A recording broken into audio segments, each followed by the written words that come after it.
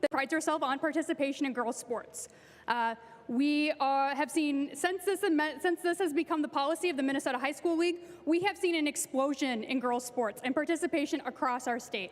We've added new sports like wrestling and other sports. I'm not much of an athlete myself, but in that time, the participation of girls has exploded. We are 22nd, Minnesota, in the country for population, but amongst girls in athletics, we are number 10. So we have lots of girls participating in sports. This is something that works, and this makes sure that all of our students, no matter whether they are cisgender, whether they are trans or non-binary or two-spirit, can play with the sport team that aligns best with their gender expression identity. So if you want to keep prioritizing girls' sports and making sure that kids can just play and be kids, this is the amendment for you. Please vote yes. And Madam Speaker, I would request a roll call on my amendment. A roll call has been requested. Seeing 15 hands, there will be a roll call. Representative Scott. Thank you, Madam Speaker. Members, my bill was written to preserve girls' sports for females only. The Jordan Amendment erases girls' sports. I encourage a no vote. Representative Nash. Thank you, Madam Speaker. Given the importance of whether this amendment goes on or not going on the bill, and given that I see some empty seats, I would request a call of the House. And thank you, Madam Speaker. Do I see 10 hands? There's been a call of the House requested. Seeing 10 hands, there will be a call of the House. The clerk will take the roll.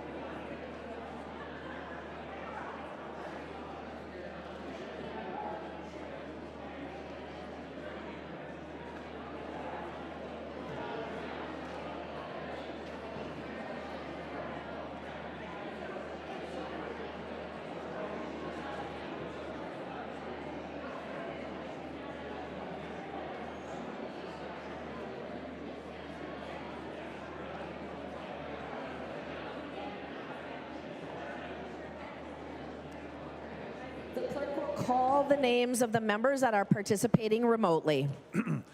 Hussein. Ready? Here you go.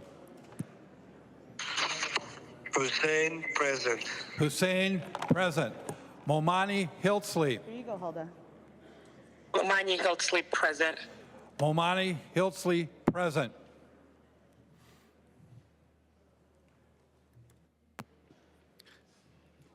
Madam Speaker, I request that the clerk read the names of those who have not yet voted. Everyone has voted, and the clerk will close the roll.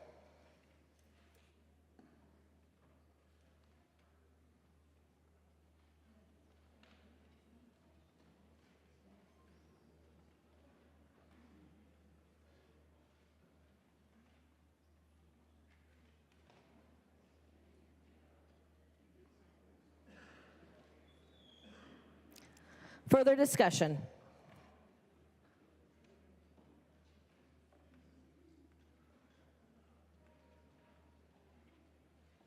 I recognize the member, Representative Curran. Thank you, Speaker. I rise to request a yes vote on this DE11 amendment. And first, to the queer, trans, non-binary, two-spirit communities, you are seen, you are respected, you are worthy of joy and success. You have done absolutely nothing to invite this political fight, and Democrats in Minnesota have your back. The underlying bill is unconstitutional. This DE amendment is in alignment with basic human rights established in the state of Minnesota and current practice that has served students, families, and schools quite well. The DE11 codifies each student's right to equal access without discrimination. This is the Minnesota that we know, one that refuses to scrutinize and bully children who just want to play the sports that they love with their peers. This DE11 reflects Minnesota's true values. Just let them play.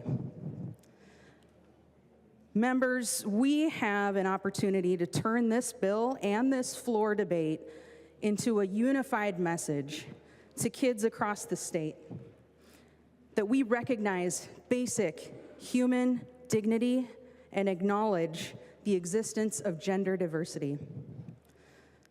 So let's vote yes on this DE11 and promote the values of Minnesotans across the state. Thank you.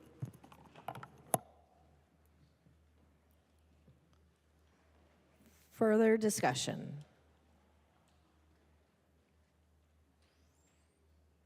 Representative Jordan. Thank you, Madam Speaker. Members, if you really care about girls' sports and children's sports, you will support this DE amendment. This is the policy that works. This is the policies that has seen record participation of girls in girls' sports.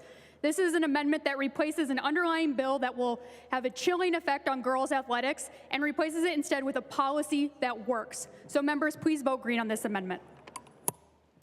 The clerk will take the roll.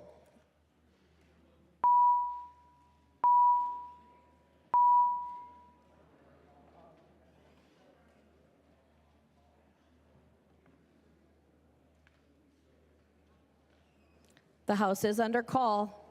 Members, please vote.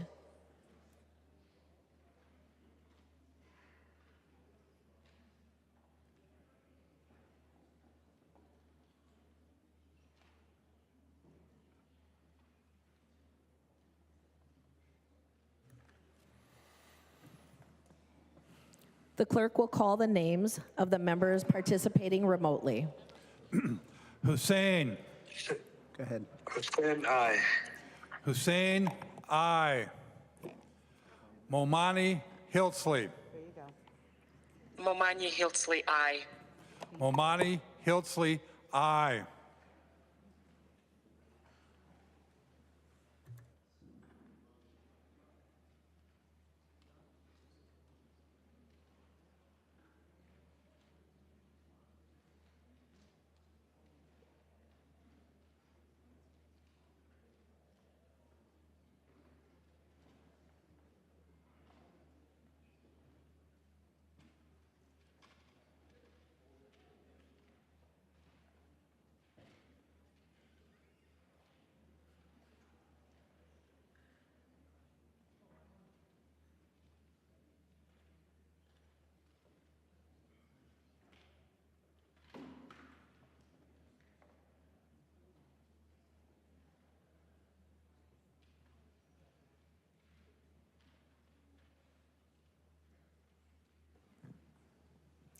The clerk will close the roll.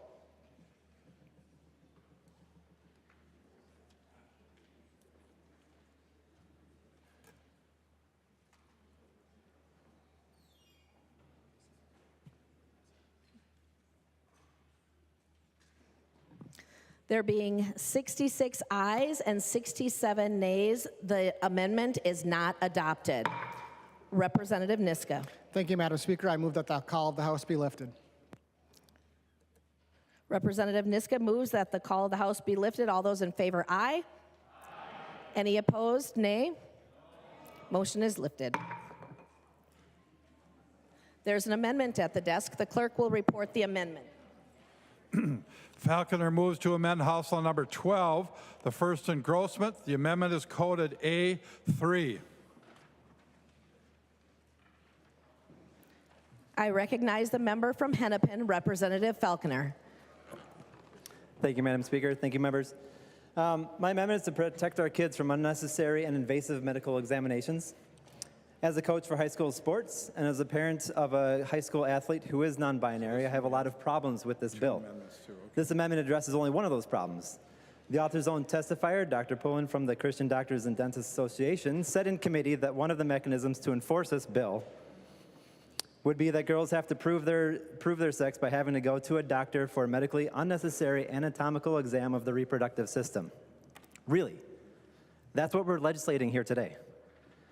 And indeed, this was in the original language of the author's bill before it was removed by amendment in committee. However, still, this intent is still enforceable. But rather than writing the words down here, it's up to school districts or the high school league to come up with their own policy.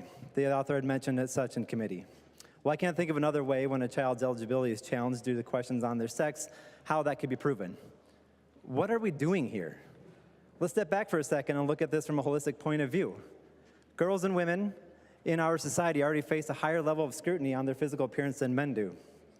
And we only have to look to Utah, where recently an athlete was challenged for her eligibility because someone thought she looked too much like a male, so obviously must have been trans, which, besides being hateful, hurtful, and horrible to do to a child athlete, this public process subjected her to public backlash, where she's had to incur special police protection from the hateful and violent extremists that support legislation like this. The message this bill sends is that girls, sure, you can play sports, and yeah, we want you to be good and have fun, but if you're too good, if you jump too high, if you run too fast for too long, if you have more muscles than the stereotypical female has, well, you're obviously cheating. We should challenge your eligibility and force you to prove what reproductive organs you have. The effects of this bill are that if girls are too good at sports, something's amiss, and we must find out via medically unnecessary, invasive, and very personal examination. That's just gross, and it's just wrong. And this is what my amendment is trying to address.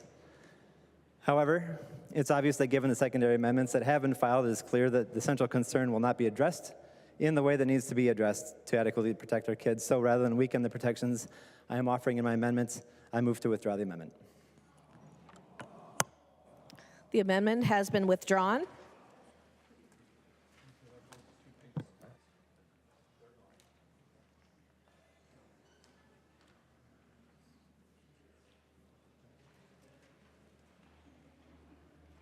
There's an amendment at the desk. The clerk will report the amendment.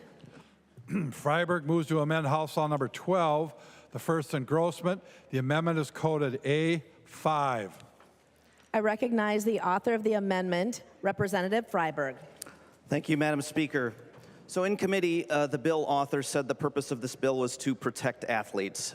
Now, assuming that is the purpose of the bill, and assuming that the purpose is not, in fact, scoring political points against a tiny minority of vulnerable children, subjecting kids to unnecessary examinations, or giving state sanction to bullies, then this amendment should be an easy yes vote.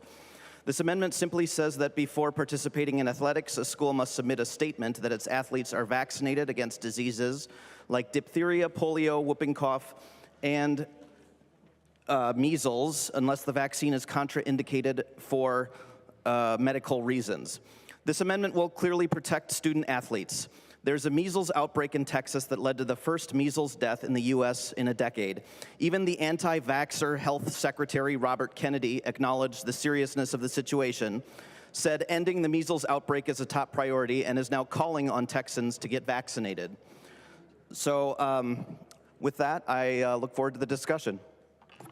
Madam Speaker, point of order. State your point of order.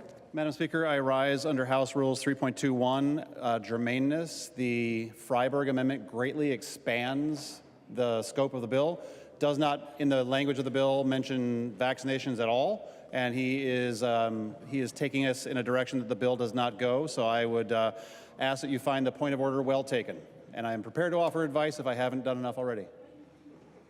Advice. He's expanded it way beyond where the bill is going. Representative Freiberg. Thank you, Madam Speaker. The bill is in the education section of the statute, so is the school vaccination statute, so I would suggest that you find the point of order not well taken. Further discussion. I am ruling that the point of order is well taken.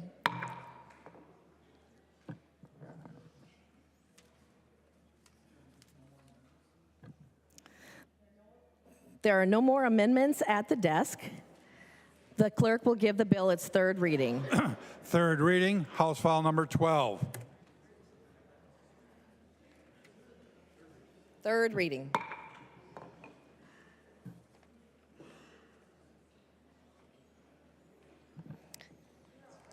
Any further discussion? I recognize Representative Green. Thank you, Madam Speaker. Members, I want to just take a moment and I want all of us to imagine a 5-year-old little girl, carefree, joyful, playing in a soccer game in front of spectators and she scores a goal. Now I want you to imagine that same little girl, maybe your daughter, when she learns that someone from the crowd has pointed her out to evaluate her, to question her body, her very existence. And now, instead of practice, she must head to the doctor's office and succumb to expensive and invasive medical testing just to prove herself. And it doesn't matter who points her out, coach, parent, spectator, a kid from the other team, a kid from her team. They're all strangers to her, strangers with zero stake in her well-being. HF 12 gives the legal right for this to happen to all of our daughters, trans or not. And it was confirmed in committee that this legislation legally allows for this exact scenario to play out. And I know that because I asked the author myself. I asked directly, does this bill give anyone at any time, for any reason, the legal right to question a girl's gender identity as young as 5 years old? Her answer, yes. Let that sink in. This legislation, by design, invites any person to demand a sex check for any girl athlete whenever they feel like it. It is not a simple bill. And where's the oversight? There is none. For elementary age girls, physicals aren't required to play on the 4th grade girls volleyball team at a private Christian academy or on a community ed Pee Wee girls soccer team, both educational institutions outlined in this bill. So how does this work when no physicals are required to play? Who handles it when there is a sex check demand from a spectator? The 14-year-old ref? The dad coach? The head pastor? What enforcements are used when a 3rd grader has to submit by law to intrusive medical testing? Who is overseeing the safety of this child? And at the secondary level, the Minnesota State High School League oversees and sanctions a wide range of sports for high school students, but not all, like ultimate frisbee or mountain biking. So who has official oversight of these girls and these teams? How does that work? Who is accountable to our girls? Who manages all the accusations? As a mother of 2 daughters, a former and current varsity athlete, I will tell you how this works. This bill creates a path for intense scrutiny and harassment for the 200,000 Minnesota girls who currently play sports ages 5 through 18. This bill puts all girls at risk. House File 12 is as absurd as it is predatory. So again, if this bill passes, A 5-year-old girl playing soccer, no matter her gender, will be forced to prove what genitals she has at the will of any stranger. How incredibly harmful and shameful. Thank you, Madam Speaker. I recognize the member from Olmsted, Representative Liebling. Thank you, Madam Speaker and members. Well, Madam Speaker, I rise to move that House File 12 be re-referred to the Committee on Judiciary and Civil Law. So the Minnesota Human Rights Act, I think most members would know, falls squarely within the jurisdiction of the Judiciary Committee. And this bill really impacts and in fact kind of creates an exception to the Minnesota Health Records Act. It's kind of has a confusing interaction with the act, as a matter of fact. I think there's, in one respect, you could say that the bill kind of bootstraps a new definition of sex into the Minnesota Health Records Act. Very clearly, though, this bill, even though it doesn't mention the Minnesota Health Records Act, it says notwithstanding any law to the contrary. Well, it's pretty clear what law would be to the contrary. And we have a lot of times on this floor or in committee, we have bills that go through that impact the Data Practices Act, also very squarely within the jurisdiction, and in fact by rule within the jurisdiction of the Judiciary Committee. And kind of bipartisanly, we complain when Chapter 13 isn't mentioned, and people try to get around the jurisdiction of the committee by not mentioning Chapter 13, even when they're trying to make changes to the use of data. This bill is no different. Even though it doesn't mention the Minnesota, the Act, the Human Rights Act, it definitely applies to that act. And so, Madam Speaker, this bill needs to go to the Judiciary Committee. Thank you. And I would request a roll call. Roll call being requested, seeing 15 hands, there will be a roll call.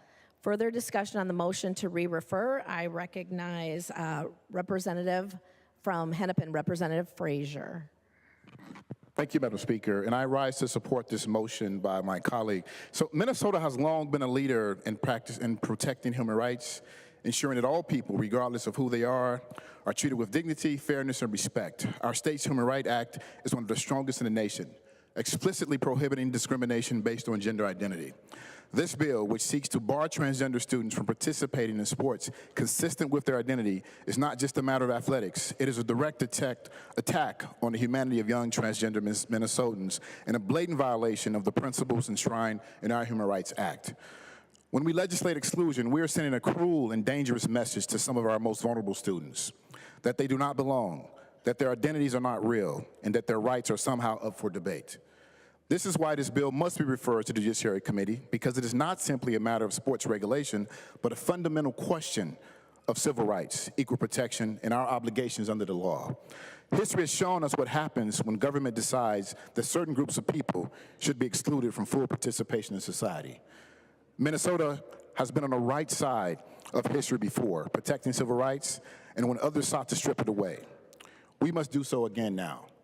Referring this bill to Judiciary Committee is not just a procedural decision, it is an acknowledgement that we take our laws, our own values, and the dignity of all Minnesotans seriously. With that, colleagues, I urge a yes vote on this motion. I recognize the member from Ramsey, Representative Feist. Thank you, Madam Speaker. I rise today to share my colleagues' concern that this bill did not go through the Judiciary Committee. That is because, as my colleague said, the Minnesota Human Rights Act protects, in relevant part, full and equal utilization of public educational institutions without discrimination based on sex and gender identity, and declares that this access to be a civil right. I received an email from a constituent who has a daughter who is transgender that really brought home to me the impact that this legislation would have on our communities and on our children. And I'd like to read a bit of that email with her permission. And she gave us some good advice here in the legislature. She recommended against a reactive approach to the concerns raised by this bill. She wrote, "Let's instead create a framework that becomes the model for other states. Let's be leaders and not followers. Let's have meaningful discussions that involve those who this concerns and those who have doubts, peacefully, mindfully, and respectfully. Based on the key relevance of the Minnesota Human Rights Act, I believe that the proper place to have that conversation is in the Judiciary Committee. Thank you. I recognize Representative Scott. Thank you, Madam Speaker. And members, House File 12 has 2 citations, 121A.04 and 128C.02. It does not have any Chapter 13 citations, and it does not have any human rights citations. Members, this bill does not need to come to judiciary. This is strictly an education fitting bill as shown by the title of the bill. Please vote no.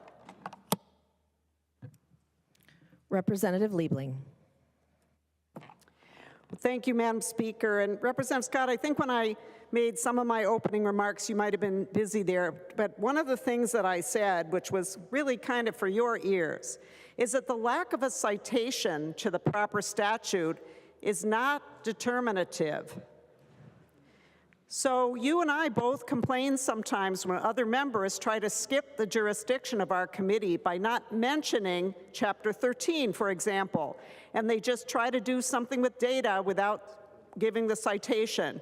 And we both complain about that. And then here today, I'm really disappointed to hear you actually doing the same thing with your own bill.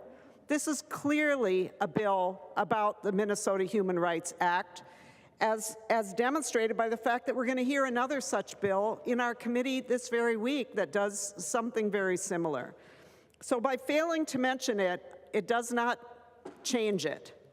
It's just a disguised attempt to try to not have it come to the Judiciary Committee where the bill belongs. So I urge members to vote yes on the motion to re-refer. Representative Scott. Thank you, Madam Speaker. Representative Liebling, I did hear you the first time that you stated this, and my statement remains the same. The only time a bill is required to come to our committee is if it has a Chapter 13 citation. This does not. Nothing in this bill changes anything about the way student data is treated now. Nothing. Members vote no.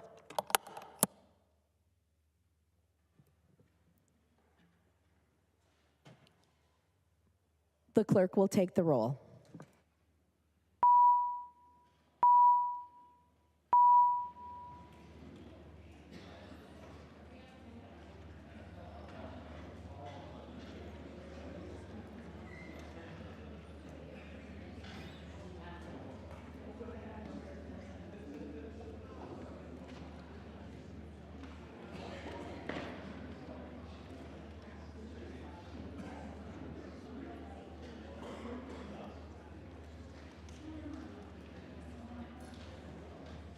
The clerk will call the names of the members participating remotely.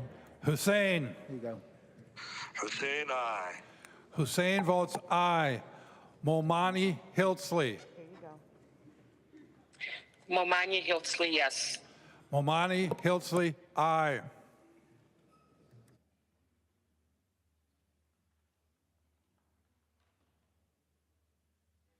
The clerk will close the roll.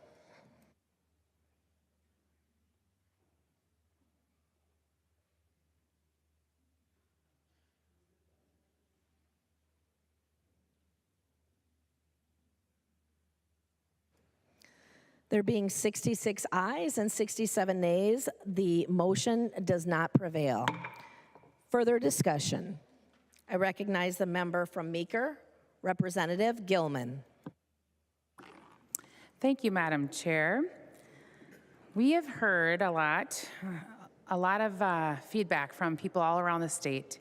And tonight, or today, it's not even tonight, I'd like to just share a few emails that I've received here from some concerned folks around Minnesota. So this is from Kathy in Anoka. As an advocate for fair treatment for female athletes, I believe in preserving female sports teams. Integrity is crucial. These teams offer younger women opportunities to compete, develop leadership, and build confidence in environments designed for their biological and physical differences. Those who are born as males are endowed with larger and more powerful bodies that will possibly be allowing them to win, could endanger females on the teams. Biological females playing against or with males lead to unsafe physical environment and robs girls and their teammates of the opportunity to grow as female athletes and leaders. A concerned dad, Scott. I have one daughter that plays volleyball and another daughter that plays basketball. I have concerns for both of their safety as biological males have both height and strength advantages. I've seen videos of girls getting hurt and worry that this could happen to them. Allowing biological males to compete in female sports creates an uneven playing field, undermining the hard work of young women. Keeping separate teams based on sex ensures equal opportunities and recognition for female athletes. Joy from Coon Rapids. My daughter plays high school volleyball, and it's important that she's playing against only females. Playing against males or with males on her team leads to an unsafe physical environment and robs her and her teammates the opportunity to grow as female athletes and leaders. I encourage you to support this bill and ensure that female athletes are given the opportunity to compete on a level playing field. The preservation of female-only sports teams in educational institutions is a vital issue for the future of women in athletics. I got a couple more, folks. Anthony from Woodbury. Title IX was passed to provide women equal rights in the world of athletics and sports. Allowing individuals who are born as males to compete in sports against women is essentially rolling back Title IX, and that is an extremely short-sighted decision in my opinion.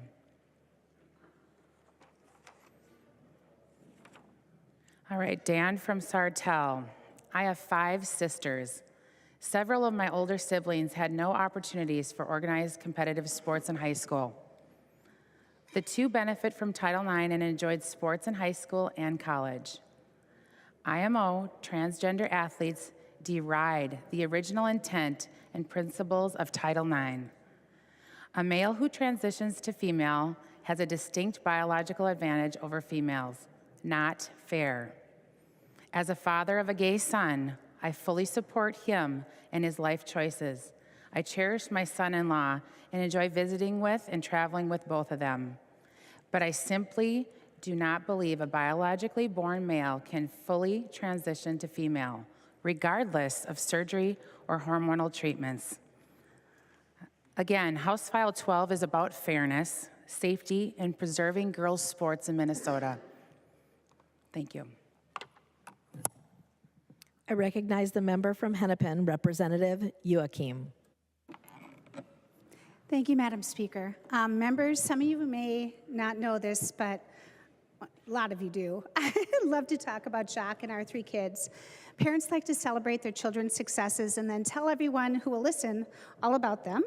Our middle child got married in April of 23, and I know I did not train our children not to get married during session, but we rejoiced because our son had found the love of his life, his high school sweetheart. We are also blessed to have our 2 other children getting married this year to their people, and we're so very excited, our youngest in July and our oldest in September. My husband and I have been talking about asking our oldest to marry her partner now. You see, we are worried because our daughter is marrying the love of her life, who happens to be a woman. Legislation like the one we have before us today makes me very worried about what's next. Because members, this is where it starts. With little things like telling your child you don't want them to play with Susie down the street. You tell your child they can't because I just think there's something wrong with that kid. This is where it starts, and inch by inch it continues. You complain to your spouse about the Johnsons living in your neighborhood. You say, I don't care if they were here before us. It's our neighborhood now. This is where it starts, slowly looking at the person in front of you and thinking that they are less than. Telling your child, I don't like it that Susie goes to your school, and I really don't like seeing the Johnsons at the grocery store. They should just stick with their own kind. This is where it starts. Looking at your neighbor and thinking they don't deserve to share the same public places that you do. This is where it starts, and step by step it continues. I think the Johnsons and their kind should just move. Maybe we should send them to that small city on the other side of the county. That way they're in one place where we can keep an eye on them. This is where it starts. When you look at your neighbor and think they don't deserve the same human dignity that you do. This is how it starts, but it's not how it ends. And history has shown us that this never ends well. It never ends well when you look at your fellow human being and say, you don't get a choice just because who you are. You don't get a choice to play with Susie down the street, a choice of where you live, to marry who you love, to worship how you choose, or to be who you truly are, because you are different than me, because you are less than. My father-in-law immigrated to this country for a better life, because he believed that it would be a country where they would see him as a human being and afford him that dignity, that his children and grandchildren would have that same dignity too. Our daughter was supposed to get married in September to a wonderful woman we already think of as family. But we talked to them yesterday, and we've been talking for a while now. And they are officially getting married in a civil ceremony tomorrow. And I can't be there, and they don't get to have the same ceremonies their brothers do, where it's all at once.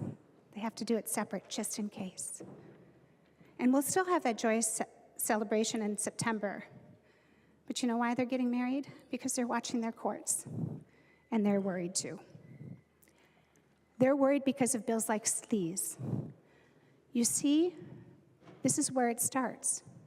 When people stop seeing the humanity in one another, when you see your neighbor as less than you, when you tell Susie's parents that their child can't play sports with your child or their peers just because who they are. But it doesn't have to be this way. As elected leaders here today, at this moment in time, we have a choice. We have a choice to stop and think, is this where we want to start? And if it is, ask yourself, once we do this, where does it end? Members vote no. I recognize the member from Hennepin, Representative Falconer. Thank you, Madam Speaker. I stand again today, not just as a representative from Eden Prairie and Minnetonka, but also as a coach. I proudly coach both middle school cross-country running and high school cross-country skiing. I wish I was standing out just to simply congratulate the Minnetonka High School girls Nordic team for placing second at state just a few weeks ago.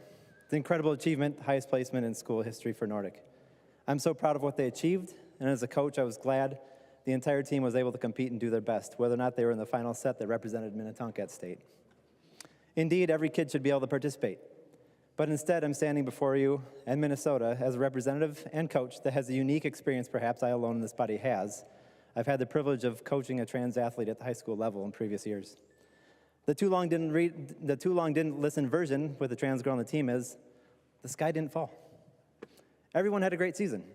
She participated in the team that matched her identity. She competed with and against her peers. She benefited from the physical and mental health benefits sports provides. She was able to have that high school team sport experience so many of us look back on so fondly. And that makes my heart so happy for her, just as it does every kid I coach. I'm asking each of you to consider the impact of your vote. A vote in favor of this ban is a vote against the very principles of inclusion and equality that our state stands for. I implore you to vote no on this measure. This is a piece of legislation in search of a problem. In reality, there are more billionaires in Trump's cabinet than there are trans athletes competing in the NCAA. This highlights how manufactured this issue is, and it raises the question, why are we diverting our attention to this issue when there are far more pressing matters that require our focus, such as lowering the price of eggs, or making healthcare affordable again, or prescription prices, or making housing affordable again, or so many other issues that matter to Minnesotans in their everyday lives. While the oligarchs and the tech broligarchs are currently raiding every social safety net our country has, And the Republican Congress at the same time is using that savings to give themselves and their billionaire owner donors trillions in tax cuts. We're here fighting amongst ourselves whether or not we should pass discriminatory legislation aimed at hurting one of the most vulnerable sets of kids in the state. Kids that already face daily bullying, who suffer from disproportionate mental health concerns, including suicidal ideation and attempts, partially because they feel society doesn't value them. What messages does this dangerous and hurtful bill send to them right now? And that we have nothing better to do as a legislative body than to deny them their rights to dignity while around us the very fabric of our country is being torn to shreds. Banning trans athletes from competing is not about fairness. It is an act that sends a painful message that they do not belong, that their identities are invalid. This is not a sports issue, it's a human rights issue. Every athlete deserves the right to compete, to express themselves, and to pursue their passions without fear of discrimination. By excluding trans athletes, we are not protecting the integrity of sports. We are undermining the very principles of teamwork, respect, and unity that sports embodies, and that teaches our youth that they will carry forward into adulthood. As lawmakers, and for some of us as coaches, we have a responsibility to foster an environment of respect and support. As a coach, and we go through a specific training every 3 years or so on this, our role extends beyond teaching the skills of the sport. It involves nurturing character and instilling values of empathy and kindness to their teammates, to their competitors, and to everyone around them in their lives. We should all be setting examples for our young athletes and all people of Minnesota, showing the importance of inclusivity and the strength that comes from diversity. In closing, I urge all of you to vote against this hateful ban on trans athletes. Let us advocate for policies that embrace inclusivity and support our youth in their pursuit of sports.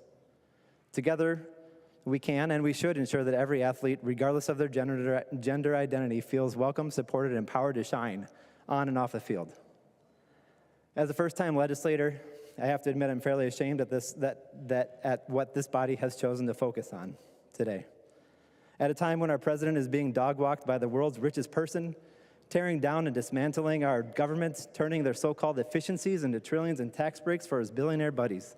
And while the rest of us in this room should be focusing on what DC's ramifications are and will be here at home, how we're going to deal with cuts to education, housing, transportation, disability services, elder care, and so much more, they're succeeding in distracting us with yet another culture war issue meant only to divide and distract so they can put our tax dollars in their pockets, add a couple more zeros to their bank account, and leave us fighting amongst ourselves for the few crumbs that are left.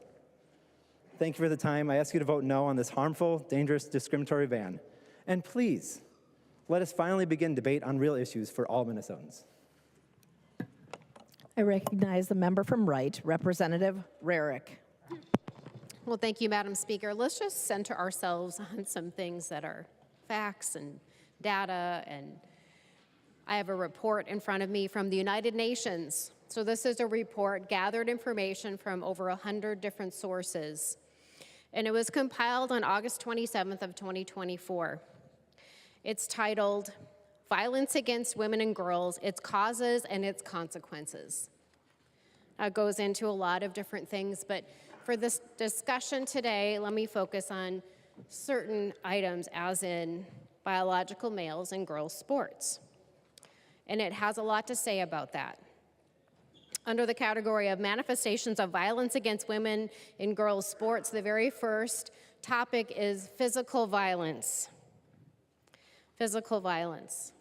And they were able to demonstrate in this report that particularly volleyball, basketball, and soccer were incredibly dangerous for girls and women when biological males were participating with them. And what was the result? There were knocked out teeth, concussions resulting in permanent injuries, broken legs, and skull fractures. One study that they had looked at even asserted that when you have non-professional athletes and you compare about the same size man to woman, the punching power was measured at 162% more for the men. So same size, same composition essentially, A man can punch a woman 162% more powerful than a woman on a woman. And I'm sure we saw that recently. Exclusion from sports, the next category. Very interesting, because what they found was that girls and women actually self-excluded themselves for what? For fear of physical violence and injuries. So we have women and girls around the world that are so afraid of competing with biological men that they are dropping out of sports. That's what this report is saying. And how does that also play out? Let's look at the opportunities. The opportunities lost.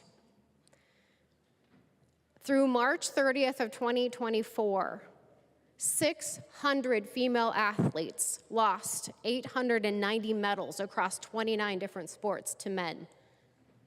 So yes, this is happening. Yes, women are losing and men are winning in women's sports. Biological men are winning. So 600 female athletes lost 890 medals across 29 different sports they found. And again, this was only 100 or so submissions around the world, so I'm sure it's very low. Male athletes have specifically attributed to various sports that they have higher testosterone levels, they have more power, and even it said that even pre-puberty they have advantages. Let's go on to the next category. Sexual assault and violence. And the report says that removing single-sex spaces in sports may also increase the risk of sexual harassment, assault, voyeurism, physical and sexual attacks in unisex lockers and toilets. And it goes on. I've spent my 13 years of legislative career here protecting victims of violence. That's what this bill does. Psychological violence is the next category.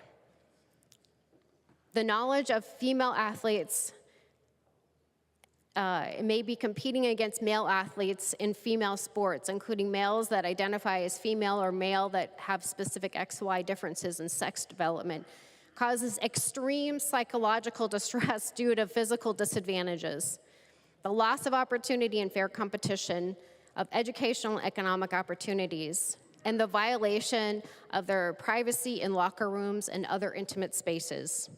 It causes severe psychological stress for these female athletes. The next category in this report. This one is the most egregious to me. And it's not because women have their legs broken or their teeth knocked out or they've gotten skull fractures, but even because they can heal from that. But this is what's most egregious to me. Denial of the right of freedom of expression, opinion, and assembly. Women are being silenced. Women are being silenced. They are being bullied and harassed into shutting up and letting a biological male compete in their sports.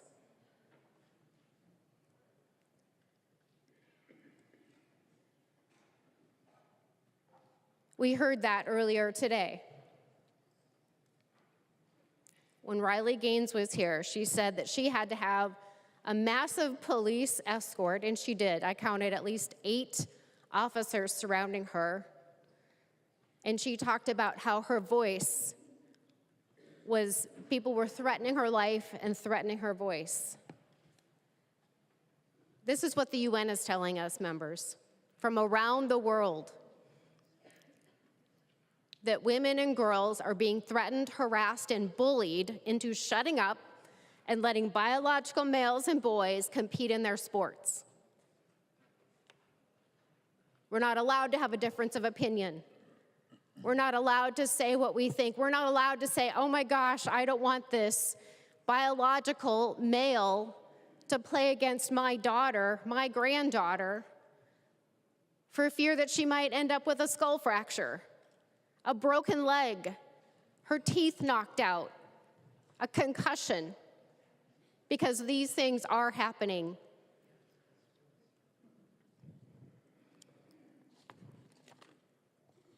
I'm going to go to the conclusions of this report. It's quite illustrative, and it really gets to a lot of the things that were of deep concern on this House floor. They had a great solution to this invasive medical examination, which doesn't need to be done. It says in the report, produce the original birth certificate to verify the gender. In extreme cases, you could do a buccal swab, but that is rare. It says ensuring that female categories in organized sports are exclusively available to persons of biological sex is absolutely critical. In cases where the sex of the athlete is unknown or uncertain, you can do the buccal swab or produce the original birth certificate. It's not that difficult. It's not an invasive medical procedure. So members, I could not be more proud to stand up and support this bill today. I actually have a 9-year-old granddaughter now that is in competitive swimming. And right now, she does swim against boys. Next year, she will not because puberty sets in. And I can already see, I'm at every single swim meet, members. This is her first year out. And I can see how fast and how powerful those boys are that are just 1, 2, 3, 4 years older than her. They are very, very powerful. They have more testosterone. Remember when I said that a punch from a biological male in one study was 167% stronger than a female? There are so many differences, even before puberty. So members, I urge you to support this bill. Thank you, Representative Scott, for bringing it. And members vote yes. Thank you, Madam Speaker. I recognize the member from Ramsey, Representative Moeller. Thank you, Madam Speaker. Well, I was not able to pull up the stats quickly enough here, but I do know for a fact that trans people and non-binary people are more likely to be victims of crime than to commit crimes. They are highly more likely to be victims of crime than others. And this is really upsetting to me, what words I'm hearing here, because this rhetoric actually hurts people and puts them more at risk of being victims of crime. We talk a lot about rhetoric in the Public Safety Committee and what words mean to different types of groups of people, and I can tell you that this rhetoric is what puts people at risk. I also want to talk for a minute about gender-based violence. I went to law school because I had friends who had been sexually assaulted and nothing had happened about it. I have devoted my career as a prosecutor to working in gender-based violence issues, and I can tell you that the biggest threats to women and girls' safety are not from trans or non-binary people. The biggest threats to women and girls are predatory men. Predatory men who brag about sexual assault and yet get elected to president. Predatory men who are found liable for a jury for sexual abuse, who have dozens of accusers, who have bragged about going backstage during a pageant when women were changing clothes. Predatory men who surround themselves with other abusers, alleged abusers, and elevate them to positions of power. Predatory men who remove sexual abuse from military trainings. Predatory men who freeze funds from the Office of Violence Against Women that's resulting in domestic violence shelters and sexual assault advocacy programs struggling to stay open. And predatory men who eliminate protections on college campuses for victims of sexual assaults. That's who women and girls need to be worried about in this state and in this country, not trans and non-binary people. Members vote no. I recognize a member from Olmsted, Representative Smith.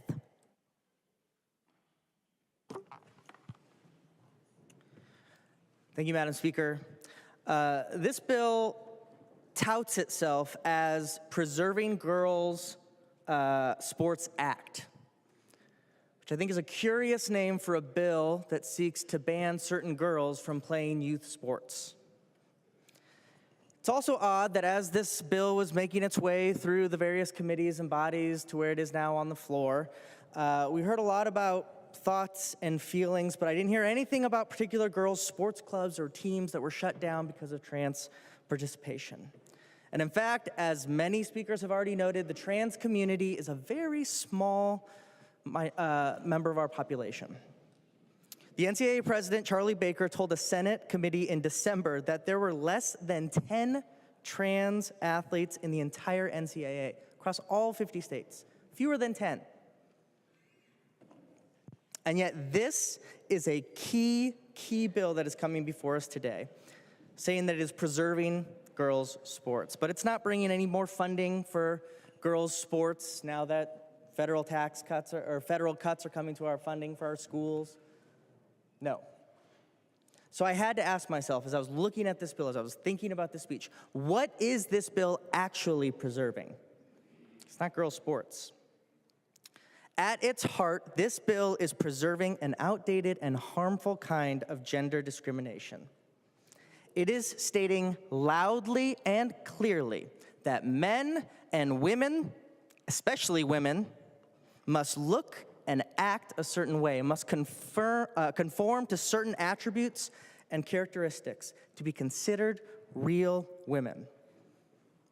No room for diversity, no room for the intersex community, no room for the vast continuum of gender expression, gender experience, any sort of exclusion. This bill says plainly, girls must look one particular way or else. And the or else is they can't play youth sports in this particular bill. And if you don't trust me, if you don't think that that is what this bill is about, believe the bill author. In the Education Policy Committee, when this was brought before the committee, she was asked about the logistics of this bill. And there was question after question, and eventually, after one question, she wanted to give an explaining note on this bill, because we were getting into the weeds.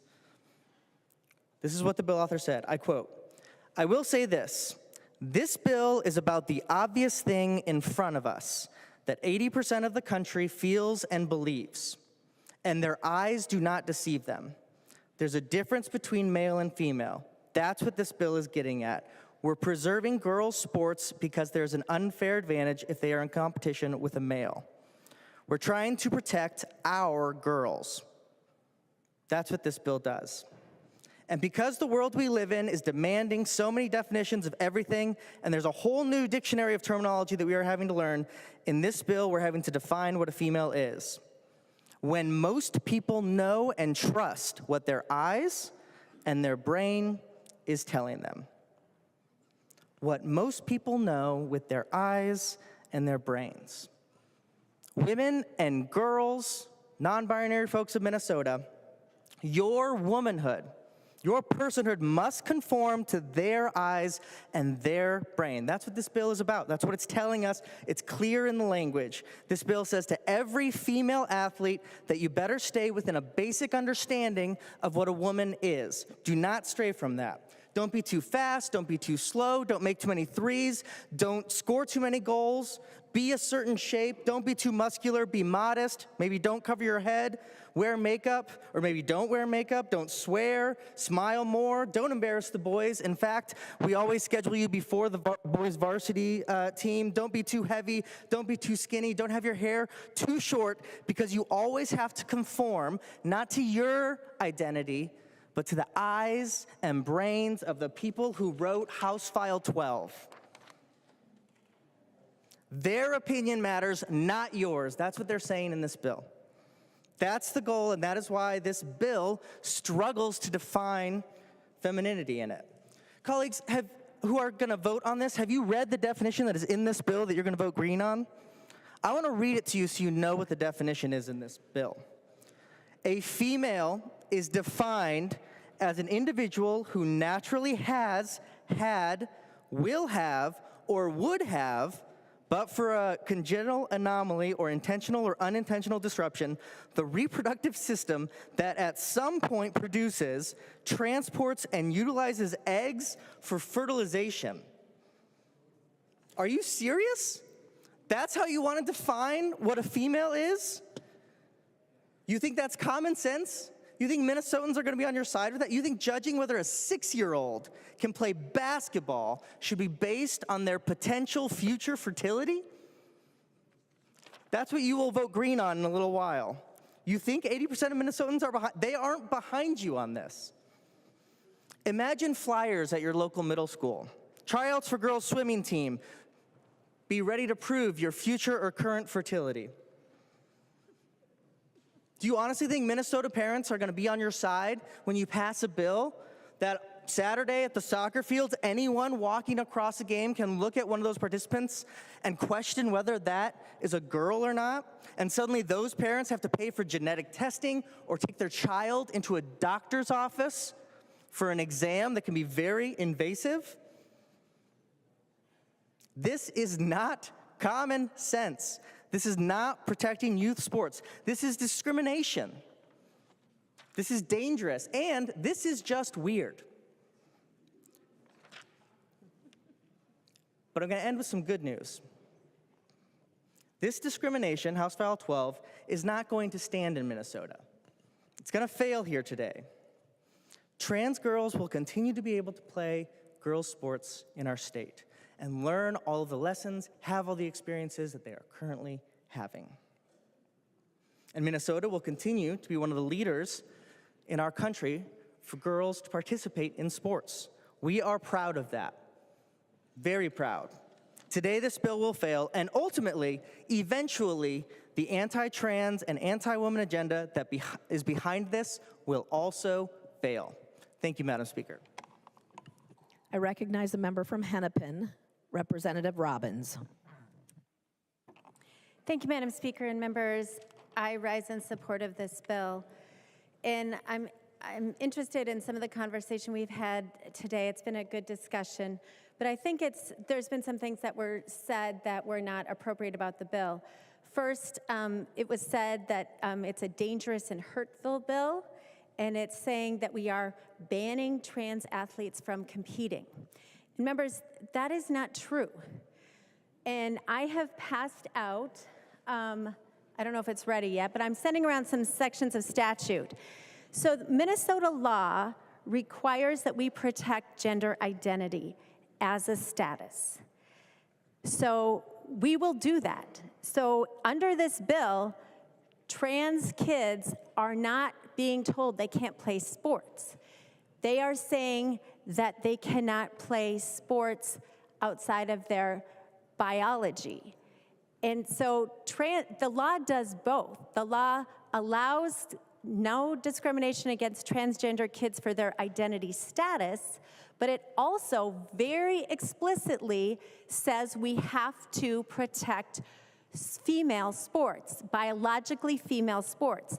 So the law has already found that balance. And members, I just want to refer very quickly to statute, which is hopefully coming around. But the first section is Minnesota Statute 121A.04, and it's about sex discrimination in athletic programs.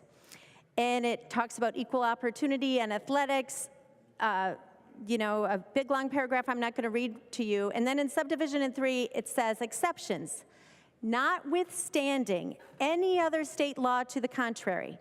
In athletic programs operated by educational institutions or public services and designed for participants 12 years and older in the 7th grade or above, it is not an unfair discriminatory practice to restrict membership on an athletic team to participants of one sex whose overall athletic opportunities have previously been limited. And then there are 2 more sections under this statute. So current law, members, gives the exception for us to have protection for girls' sports. We already have that. So this bill is just sort of the belt and suspenders on that. Then another section, Minnesota Statute 363A.23. This is exemptions for education. And in subdivision 2, it's athletic teams. Notwithstanding any other provision of this chapter or any law to the contrary, it is not an unfair discriminatory practice for an educational institution or public service to operate or sponsor separate athletic teams and activities for members of each sex or to restrict membership on an athletic team participation to one sex if the separation or restriction meets requirements of this section. Again, it's already in statute, members. We already have robust language that protects biologically separate sports teams. And that's what HF 12 does. It just reinforces that. And finally, members, in section, statute 363A.24, this is based on public accommodations. So this is the locker room question. Again, it says, this provision relating to sex does not apply to restricting membership on athletic teams or in a program or event participants of one sex if the restriction is necessary to preserve the unique character of the team, program, or event, and it would not substantially reduce comparable athletic opportunities for the other sex.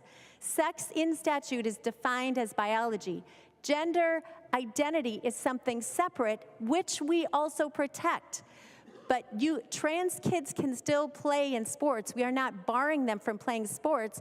We're saying we are just upholding the law where we have biological-based sports teams. And members, that is what the law already says, and that is what this bill does. So I encourage you, members, to really think about how important this is. Girls, women predating our generation, my generation, fought hard to get Title IX. They fought hard to have opportunities for girls to play on their own teams and to have sports competitions against people of their own sort of ability. Biological males have more muscle mass. They have better lung and heart capacity. They are stronger. They have more endurance. It's a question of fairness. And the women who fought hard for that want that same thing for their girls. I wanted it, all three of my daughters played sports. I want it for some future grandchildren someday. And it also preserves women's sports so women can continue to get championships. Women can continue to get records and scholarships and recognition for their athletic ability and not have to give up their podium space or their scholarship because a male was faster or stronger. Members, this is a common sense bill. It's already in statute that we protect sports based on gender. So please, members, or based on biological sex, so please vote green. I recognize the member from Hennepin, Representative Kraft. Thank you, Madam Speaker. You know, listening to some of the comments, I wonder, do you all know any trans people, any trans kids? Think about this for a minute. It's not easy, I think, being a trans person and having this struggle with your gender identity. So you have a kid that has made this difficult decision with you as a parent and decides to transition and become a girl. And they've transitioned their identity. It's made them feel better, feel them part of something. They're making friends, they're working through stuff, and they decide to go play a sport. And then you're gonna tell them, you know what, no, you have to play on the boys' team? Think about that. You need to talk to some trans kids. You know, if we're going to be talking about trans people, I don't understand why we're not talking about the fact that 1 in 4 are physically attacked because of their gender identity, and 2/3 have been verbally attacked. That'd be worthwhile talking about. So why, at this particular time, with everything else going on in Minnesota and the country, are you bringing this particular bill to the floor right now? Of all the things that you could have picked to make people's lives better, this is what you picked? Because the effect of this bill would be to further exclude and marginalize people who are already being physically and verbally attacked. You know, I think the core question that we need to start with here is, do trans people have a right to exist? I hope everyone would answer that yes. If they do, I believe in this country they should have the right to life, liberty, and the pursuit of happiness. So let's take a step back and think about, we're not talking about college athletics. We're not talking about the Olympics or pro sports. We're talking about high school, middle school, and elementary school sports. Let's take a look at the purpose of pre-college athletics. And I went to the National Federation of State High School Associations, and this is what they say. Athletics are integral to the American education system because they have educational value. By participating in athletics, young people have the opportunity to learn, grow, and develop just as they do in the classroom. These programs promote physical and mental wellness and positive self-image.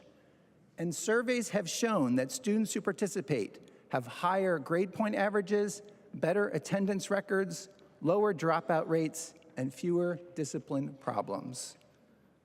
When students were asked why, the answer was often like this response, quote, "I participate on my high school team because they're more than just my team, they're my family, and I don't know where I'd be today without them." According to a study by the Aspen Institute, the #1 reason why students play school sports is to have fun, engage in exercise, and spend meaningful time with their friends. So why shouldn't trans kids have this experience?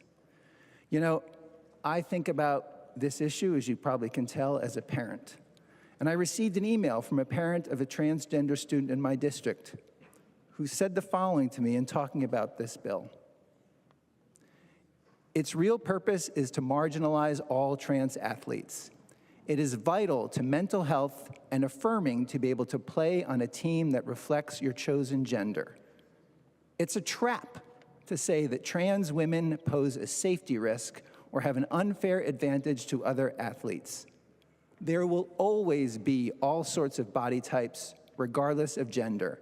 And actually, this is likely to hurt any cis woman that is blessed by being tall or more muscular, as they will be scrutinized for their true gender.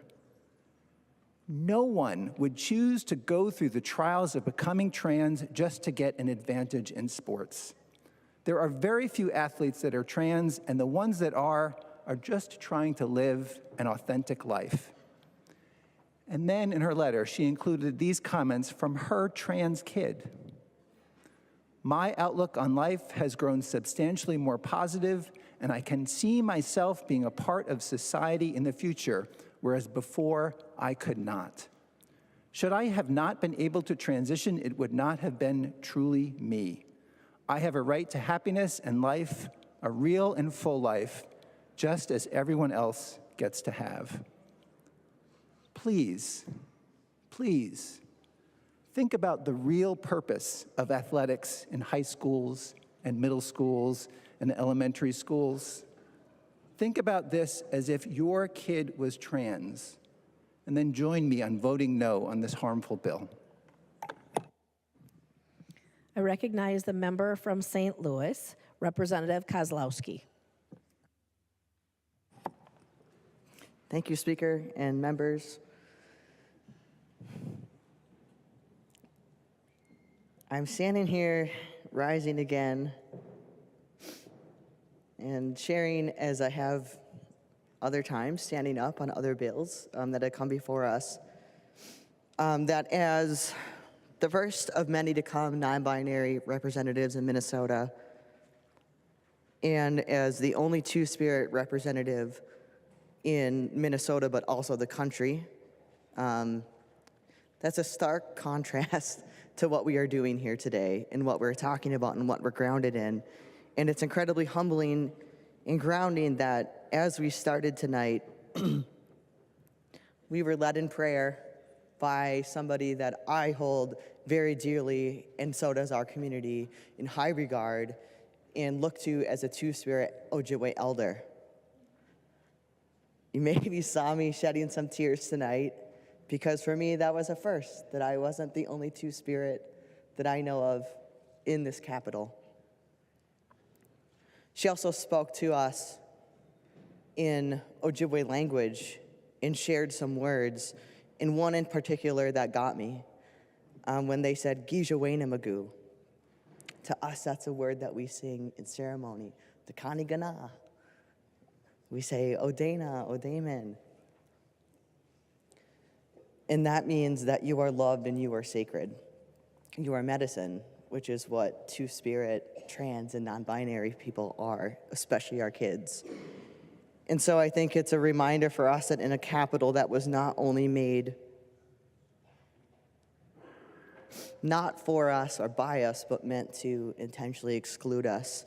And we've emerged from every attempt by our government, I call our hitman, that has forced to push us down and erase us, that we're still here with a playful wagging of the finger. As politicians and unelected billionaires, from the White House to here in the Minnesota House, we're seeing this doubling down of efforts in an agenda of division, of stoking fear, of stoking harm on our communities. We know that many people say that they just don't know trans or non-binary people, two-spirit folks, that once you get to know us, we're actually pretty great. I think there's members on your side who spend a lot of time with working on bipartisan bills and just connecting with, that you've gotten to know me and a glimpse into who I am and the communities that I'm here representing.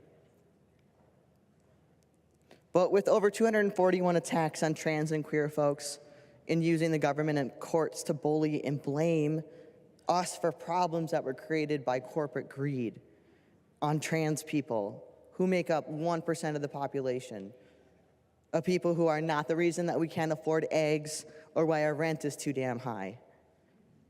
And we're facing an era of anti-trans violence that is born of the playbooks of the colonial violence used against two-spirits right here for over 500 years to reinforce the gender binary and use colonial powers to do it.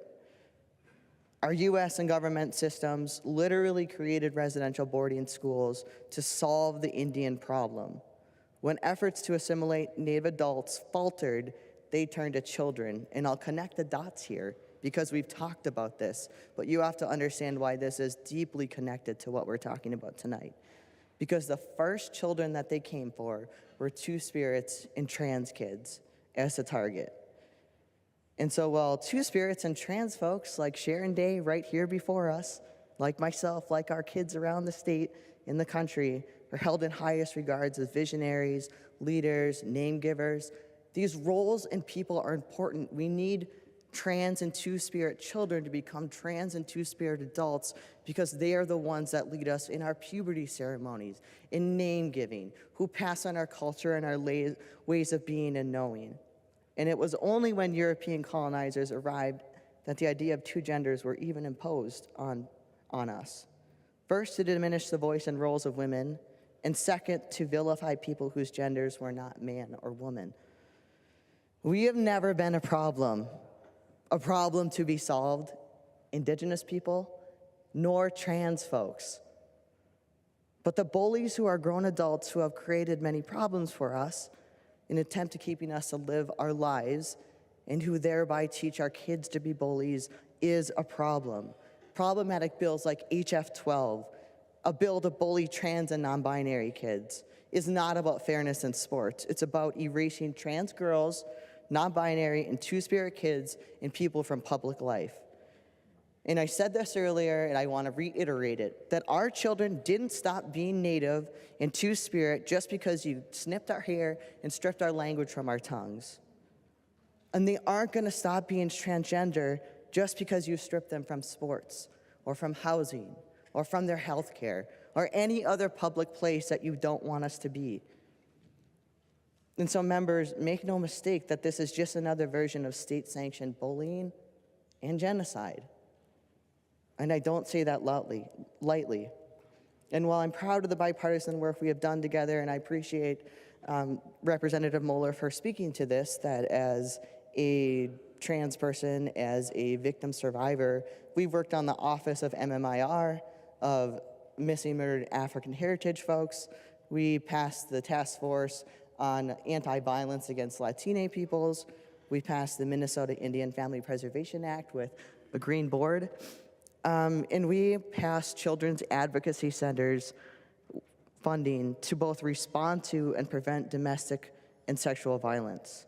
And yet this bill is a direct and dangerous affront to the work that we've been doing together, in that it incites more violence and taking our time in our lives. Kids like Next Benedict, our two-spirit and non-binary relative, was robbed of time in a school.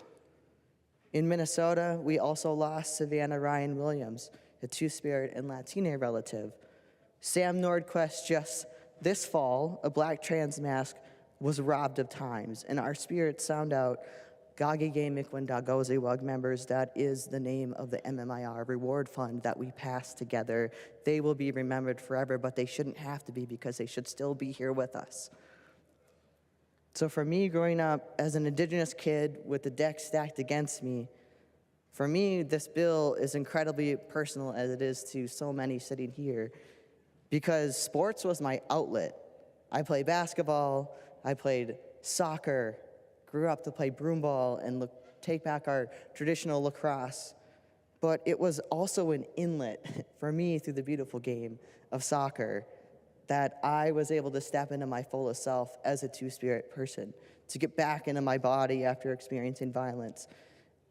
And one of the things that I want to be crystal clear, that our kids and each other were hardwired for belonging. So for all the little leashes and the little Lees out there who are in schools and in places, especially for our kids of color, for our trans kids, for non-binary kids, it's an awkward, rumbly time to figure out who you are and what your dreams and what you want to do in this big, wide world. That to be able to step on the field and just be seen as another teammate is a really important thing. To know that someone has my back, to know the feeling of going to practice, some tough practices that lead to winning and victorious at a soccer match, to the loss of the sting of a tough loss. All of these things are fundamental to the experiences that grow and teach us how to go up and move in the world and do big things into our work, into our lives. And so I want to be really crystal clear, as we've heard, that this bill also is not about those things. It's actually not about sports or safety. What it is about is that we have a government that wants power and control over us, not with and for us. We have a government that wants to recognize only two sexes as male and female, and that those are inchangeable. We have a government that wants to restrict access to health care, that wants to ban trans girls and non-binary kids from playing sports, from locker rooms and restrooms, and from public life. And we know that our gender fluidity scares people because we refuse to be controlled. My grandma taught me that love means we get to change like the seasons. That's the foundation of sovereignty, of our communities. That's the foundation of we're taught, myself as a parent, of how to raise our littlest. It's why growing up, my grandma never made me wear the girl clothes or get the boy toys from McDonald's. Besides the car and the dinosaur were way cooler. But we know that clothes and toys are just that, clothes and toys. And for my grandmother teaching me those lessons embedded in me, that what it means to be sovereign, to be capable of perpetual ship-shifting and expansiveness. And I'll tell you that she also taught me that we've always been here and that we're not going anywhere. And in the same way, what I'll continue to stand up here and reiterate that no matter what we do, you can't legislate us out of existence. Never worked, didn't work for Indigenous people. Besides, we're people that try to tell us, no, it doesn't work very good. We're also a community that has been called to shine a light in places where people say there will be no light. And thankfully, our community isn't defined by those who want to do us harm. But as somebody whose Ojibwe name literally is yellow cloud, a big, bright, booming light and voice, I want trans girls and trans kids, non-binary, two-spirit youth everywhere to know this, that no one gets to debate your existence as a trans, non-binary, two-spirit person, period. People love to act like our identities and our bodies, our spirits are up for discussion, as it has been on Showcase here. But the reality is that there is no one way to be trans, no universal experience of gender, dysphoria, or euphoria. However you exist, you are valid, and it's not up for debate. And I'll leave you with this. This is actually something I've left with you before, but I think because this bill is before us, it's a reminder that we need the reminder from our fan favorite, Andrea Gibson. I know how much the pain of this world weighs, but we can still skip the scales in light's direction towards love. So to trans kids and girls and non-binary kids everywhere, come be everything you are in this world. Let them play, let them live, let them thrive. Miigwech. I recognize the member from Ramsey, Representative Finke.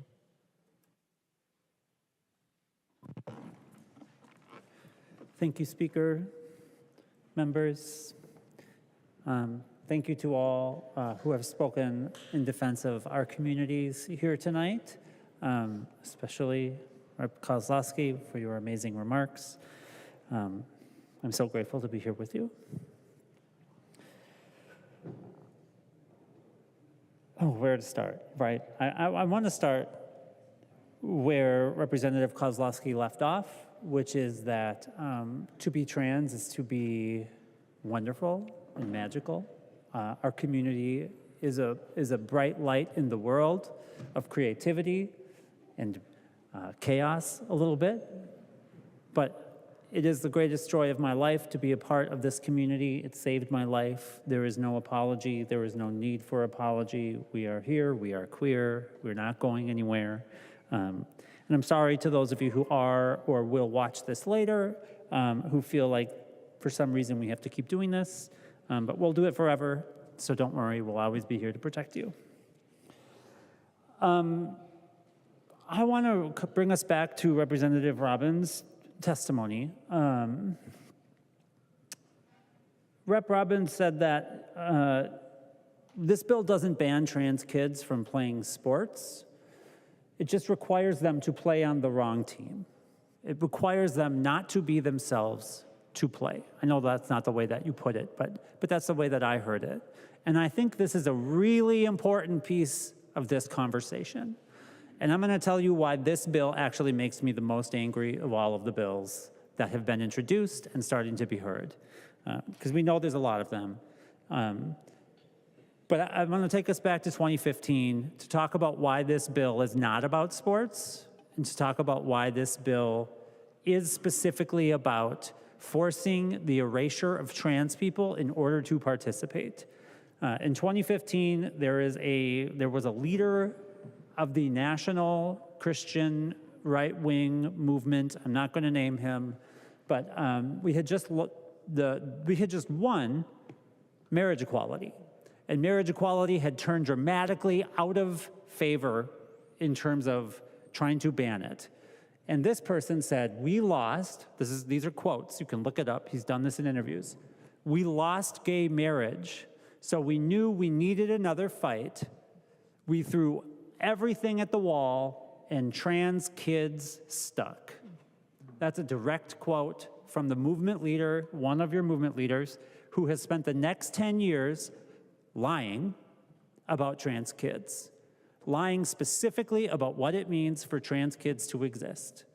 And now it is 10 years later, we hear bills like this that tell us, because you are trans, you cannot play. If you want to play, you cannot be yourself. We are not telling you you can't be trans. We're telling you you cannot participate. There is a phrase going around, it comes from another right-wing media commentator.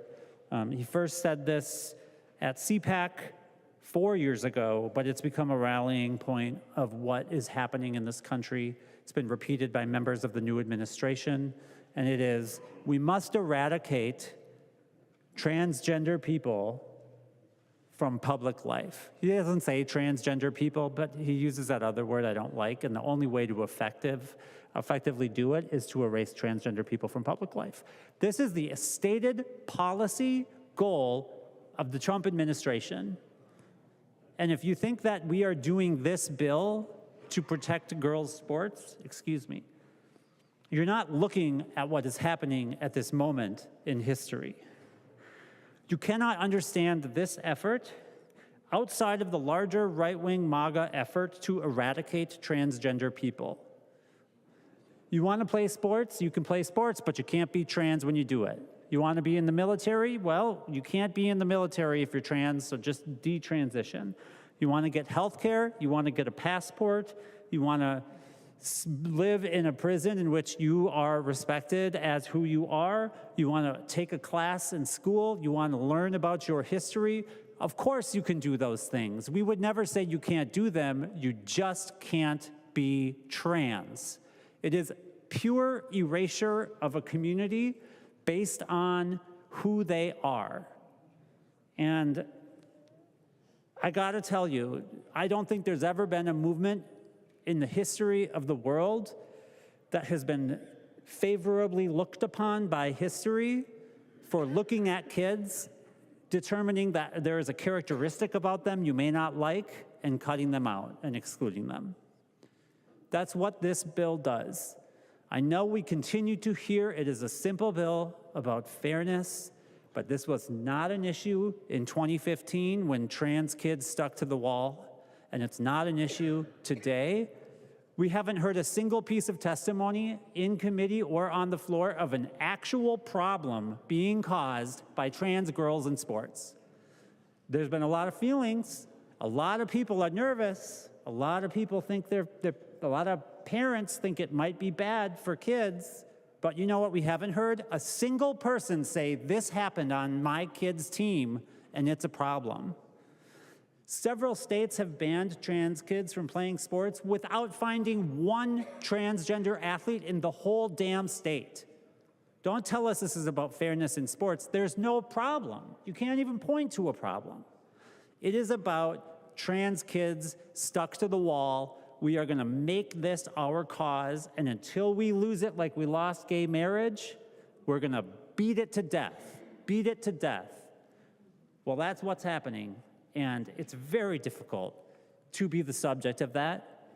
And I think it's really important for us to recognize that what's happened has gone from trans people to specifically trans girls and trans women.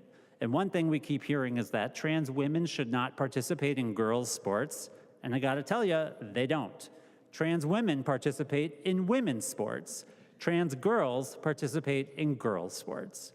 You have invented a threat, and you have alienated children because of that threat being invented for political purposes. And these are factual things stated by the movement leaders in this country that have now transported it into the White House, where a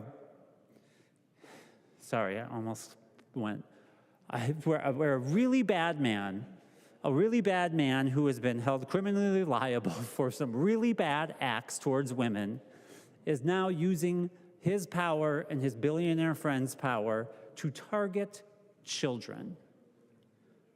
You can call that what you want, but we just use our eyes. You say you use your eyes. We use our eyes. We say bullying is bullying. And there's nothing left to say about it. Please vote against this. Please stop doing this. I'm just going to make a plea from my side to yours as the only trans woman in this body. Please stop doing this. We have data.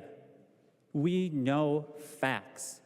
Trans women are not a threat to cisgender women. Trans girls are not a threat to cisgender girls. You will never find reliable data showing otherwise. We have not knew these things have been studied far longer than you even knew we existed before 2015, when you were specifically politically told this is the movement that matters. put everything you have into it. So just recognize we don't need to do this, and you're going to end up hurting a lot of people, a lot more than you already have. Thank you for the time. Trans liberation now. I recognize the member from Hennepin, Representative Jordan. Thank you, Speaker Namath. I have a few questions about this bill. Will the author of this bill, Representative Scott, yield to a few questions? Representative Scott will yield. Representative Jordan. Thank you, Madam Speaker, and thank you, Representative Scott. How do you imagine this bill being enforced? Representative Scott. Thank you, Madam Speaker. Representative, the enforcement of this bill won't change much from what is happening now. The current law says that because girls were discriminated in sports for so many years, that they're entitled to their own teams. So really the main thing in this bill that is changing is because we have to add a definition for the word female. Representative Jordan. Thank you, Madam Speaker. So you're saying that things will that the high school league and will Representative Scott continue to yield? Representative Scott will continue to yield. Representative Jordan. Thank you, Madam Speaker, and thank you, Representative Scott. So if things are going to happen just the way they're already happening, why not stick to the original policy of the high school league? That's what's happening right now, and if that's working fine, why bother having this bill? Representative Scott. Thank you, Madam Speaker. Representative Jordan.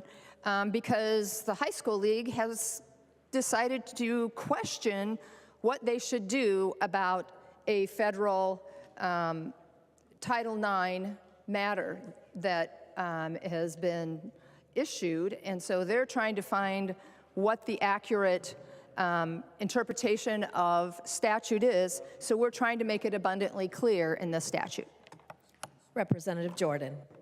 Thank you, Madam Speaker, and thank you, Representative Scott. Members, to be clear, the high school league is not asking for this bill, and there isn't any miscommunication about what this bill does. What is happening is the high school league has had a policy in place for 10 years that says that kids get to just play sports on whichever team they want, and that has been working. There isn't a need for this bill, and we could have just adopted the language that was already working with the DE11 amendment, but we voted that down. And will Representative Scott yield to a few more questions? Representative Scott will yield. Representative Jordan.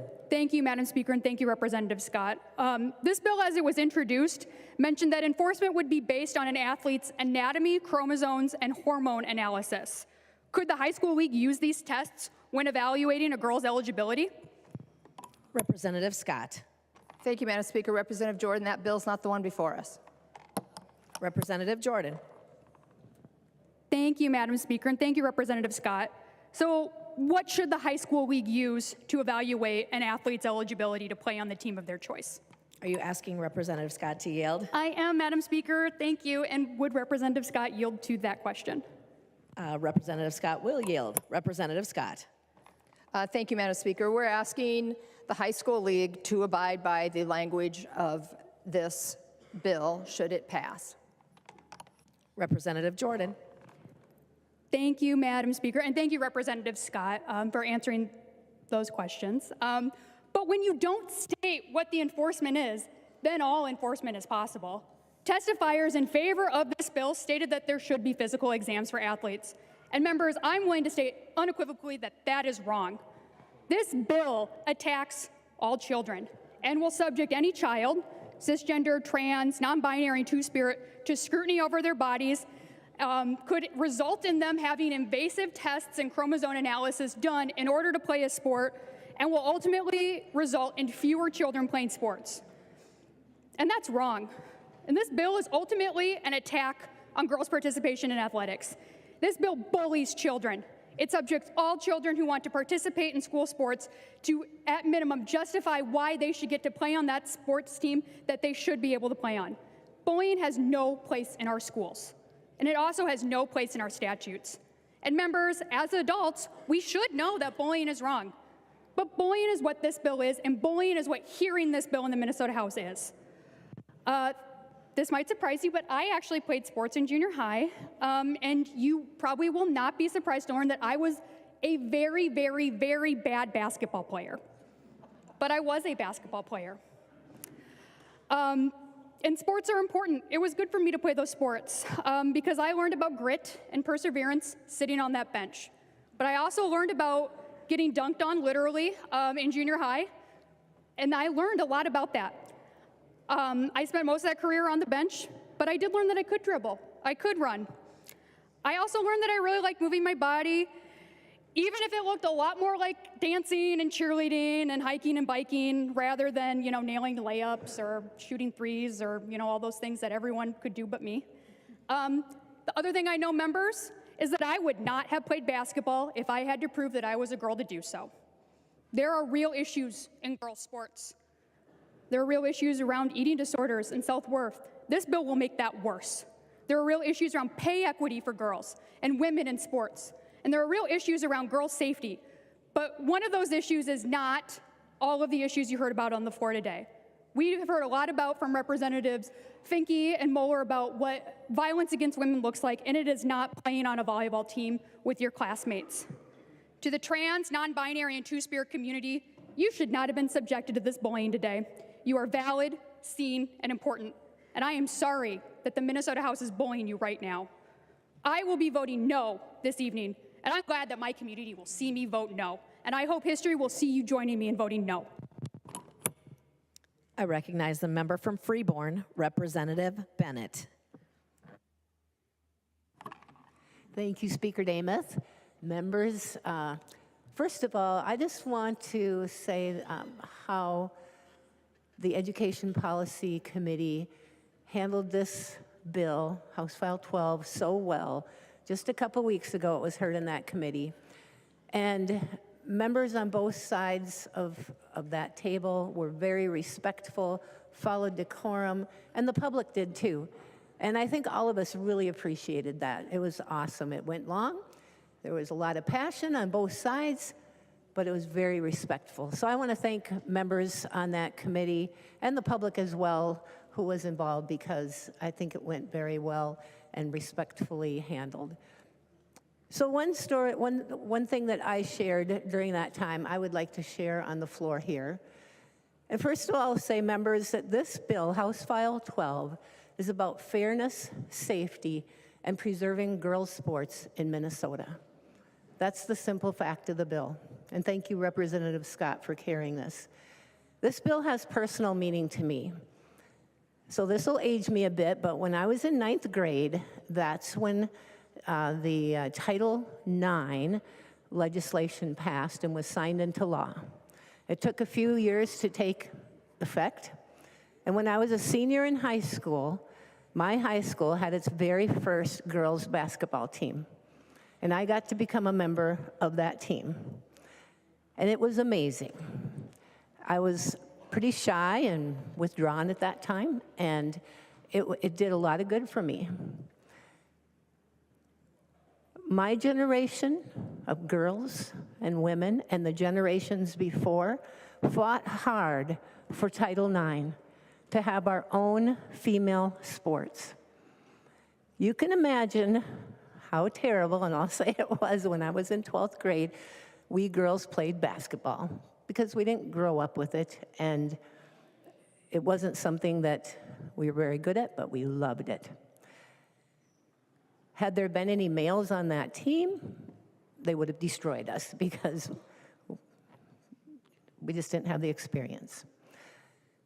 So I want to see what was fought for maintained with Title IX. And I think the generations now, and we heard some of those young girls in our committee hearing, for carrying on this fight for women and girls. Because our bodies are different than male bodies, and we need our own sports. So I just want to say from my heart that I'm thankful that Title IX passed. I want to see it continued, because we need to preserve girls' sports in Minnesota, and we need fairness and safety for all of those girls. Thank you, members. I recognize the member from Anoka, Representative Niska. Thank you, Madam Speaker. I request to call the House. Call of the House has been requested. Do I see 10 hands? There will be a call of the House. The clerk will take the roll.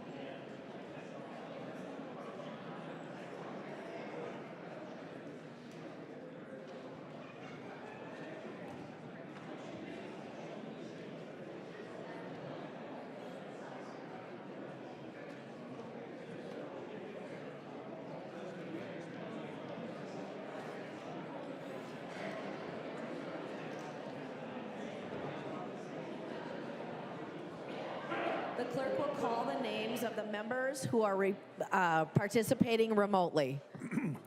Hussein. Here you go. Here you go. Hussein present. Hussein, present. Momani Hiltsley.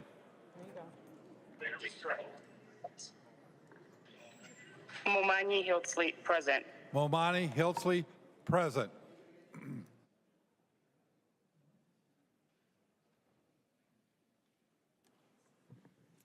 The clerk will close the roll. Representative Niska. Thank you, Madam Speaker. Members, House File 12 is a bill about fairness, safety, and preserving girls' sports in Minnesota. It ensures that the protections and opportunities created by Title IX remain in place for the next generation of female athletes in Minnesota. For more than 50 years, Title IX has guaranteed women and girls the right to compete on a level playing field. Thanks to the sacrifices and determination of previous generations, like Representative Bennett, Title IX became a reality, paving the way for continued growth and expansion of athletic opportunities for women and girls. As a parent and as a coach, I've seen firsthand how important these opportunities are for girls. Our daughter played youth sports, middle school sports, and high school sports, and today she's a collegiate athlete. There's a lot more to the story, and I know many of you have heard it, but suffice it to say that she's an overcomer.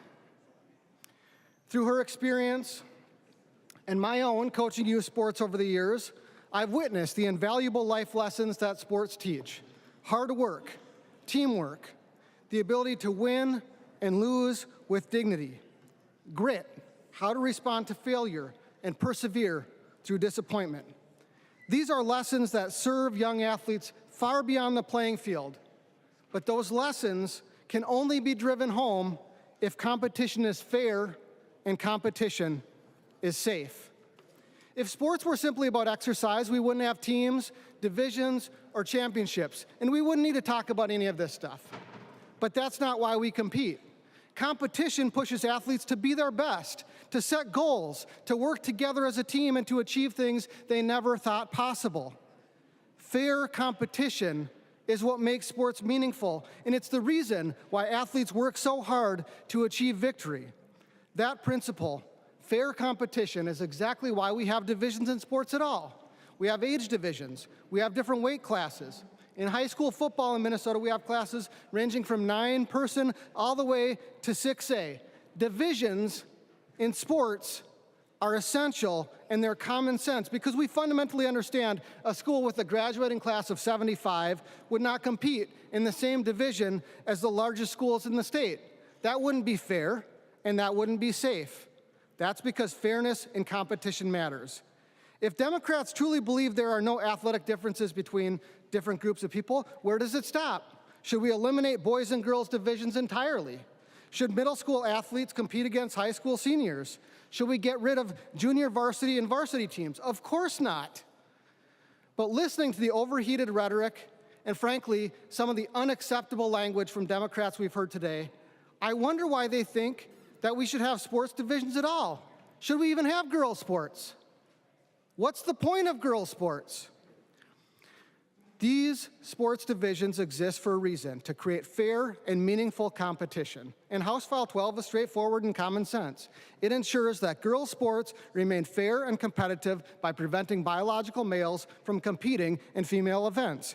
We have seen far too many cases of female athletes losing championships, losing scholarships, losing records because they were forced to compete against biologically male athletes that have an inherent advantage because of their biology. We've also heard tragic stories of young women suffering injuries in contact sports under these conditions. That is not fairness, and that is unsafe. Members, this should not be a controversial proposal. It's common sense, and that's why a vast majority of Americans agree. A recent New York Times poll found that 79% of Americans believe girls' sports should be reserved for girls only, including 67% of Democrats. Parents, coaches, and athletes overwhelmingly support the principles this legislation upholds. They understand that fairness in competition is not controversial, it's not exclusionary, it's not bullying, it's not genocide. It is a fundamental expectation of sports. That's why we must act now to ensure that female athletes continue to have equal opportunities in fair competition. The young women, like my daughter, who train, sacrifice, and dedicate themselves to their sports should not be denied the fairness and safety they expect and the fairness and safety they deserve. Members, I urge you to support House File 12. Let's make sure that the opportunities created by Title IX remain strong for future generations. Members, please vote green. I recognize the member from Hennepin, Representative Long. Thank you, Madam Speaker. Members, it's hard to think of an uglier bill than the one we have before us today. The GOP could have picked any bill to bring before us today, and instead of talking about real issues that Minnesotans are actually struggling with, like the high cost of groceries, housing, and childcare, the GOP is using their time on the floor to bring up bills bullying our youth. You'll notice that Representative Niska didn't give one single example of a Minnesotan that this is actually impacting. That's because in Minnesota, girls' sports are thriving. Minnesota is a national leader for athletic participation rates in girls' high school sports, and this is not new. We have had participation standards in the state since 2014 when the high school league policy was enacted with no negative impacts on participation rates. So the example that we've seen in our state is exactly the opposite. The policies we have are working. This bill aims at a fake problem manufactured to divide us for attempted political gain. And why? Because it's easy to pick on the most marginalized in our community. There is a long history of using marginalized kids as pawns in political games. Ruby Bridges was the first black child to attend a whites-only elementary school after Brown versus Board. The National Guard had to accompany her to school. And Ruby recalled years later a white boy in her school telling her, "My mom said not to play with you because you're an N-word." She said the boy wasn't trying to be racist. He was just telling her why the adults in his life wouldn't let them play together. This bill today is adults saying to our kids, you are not welcome to play together. And to some of our kids, you don't belong on any sports team at all. Think about what message adults are sending to all of our kids with that statement. One of my constituents has a trans daughter who is on the ski team. If she were made to play on the boys' team, it would out her to her teammates and coaches. What safety problem would we be solving by having a middle school skier not ski on her team? None at all. But it would increase her safety risk if she had to out herself and force herself to play on the boys' team. So if we want to talk about kids' safety, letting her play on the team that she identifies with is the safe thing. Her mom said, like any parents, we want our child to experience team sports, to learn about teamwork and working hard towards a goal. We are just parents who want what's best for our child, and our daughter is just a teenager who has many of the same worries, same joys, and same hopes as many of her peers. This past fall, one of my kids played on a soccer team. The team wasn't very good. We won some, we lost a lot more. The kids had a blast running around, they kicked the ball. Every once in a while they scored a goal. But the main reason they were there was for the snacks. On my kids' team, one of the players was a young trans kid. None of the kids knew. Most of the parents didn't know. And it didn't matter one bit. The child's parents said to me, what do we want kids to learn through youth sports? We want them to learn to play together, to have fun together. We want kids to connect to kids. We should just let kids play. What safety problem would we be solving by having my kid not allowed to play on that same team? None. What would have happened under this law if one of the parents on my team had accused the kid of not being the right gender to play? They would be subject to a test of some kind. They would be outed in front of their friends and peers, maybe against their will, maybe leading to them being bullied. What good would it do for an elementary school soccer team to say that kids can't play sports together? Who is that making safer? This bill is not only cruel, it's harmful. It would lead not to just kids bullying other kids, but adults bullying them too, calling them out in front of their friends. It would put requirements on all girls to prove that they can play on a team. I note that Representative Scott dodged all the questions she was asked on enforcement. And the bill itself pulled back some of the language on enforcement to make it intentionally vague, but it requires that it be enforced. So how would it be? Would it be through invasive medical exams, through forced medical testing, through pelvic exams? The high school league is legally obligated to enforce the bill around requirements related to fertility. That is the requirement of this bill. And however it's enforced, it would apply to every single girl that wants to play on a school sports team down to 5-year-olds. It seems to me that many of my colleagues across the aisle simply don't want trans or non-binary kids to exist. But guess what? They do. As my constituent parent told me, trans kids aren't scary. They're just kids. And it's so joyful to know and love them. With the daily attacks at the federal level and now here at the state today, it's a scary time to be a trans kid or a family with a trans kid. So to any trans or non-binary kids or families listening, know that you are seen, you are cared for, and you are loved, and we won't let Minnesota be the home of bigotry or bullying directed at our youth. This bill would move us back decades of state civil rights law. It waives all contrary laws because otherwise it would be in clear violation of the fundamental protections of the Minnesota Human Rights Act. We see House File 12 for what it really is, an ugly attempt to divide us that does nothing to address the real challenges Minnesotans are facing. Votes against human and civil rights never wear well over time. So I ask my colleagues across the aisle, think about how you want to be remembered as you're casting your vote today. Members, vote no. I recognize the author of the bill, Representative Scott. Thank you, Madam Speaker. Members, this bill really is not complicated. The enforcement mechanisms that are in place today are going to be the same enforcement mechanisms under this law. It's a red herring to say otherwise. Members, we did hear in committee from brave young girls that came to testify about injuries, I remember one girl was shoved to the ground by a male on the opposing side, breaking her wrist in 3 places. Don't say that it's not happening. And if it isn't happening on a broad scale here in Minnesota, we just need to look across the country and the world. I mean, the UN report that Representative Rarick referred to, it's not like the UN is a bastion of conservatism or right-wing Christian stuff, right? The UN found very interesting findings in that report. But members, I want us to really focus on what this bill does and how we got here in our history. This legislation, and this is the enacting clause in 121A, the statute that's being amended with this bill. And this is how it says in the purpose statement.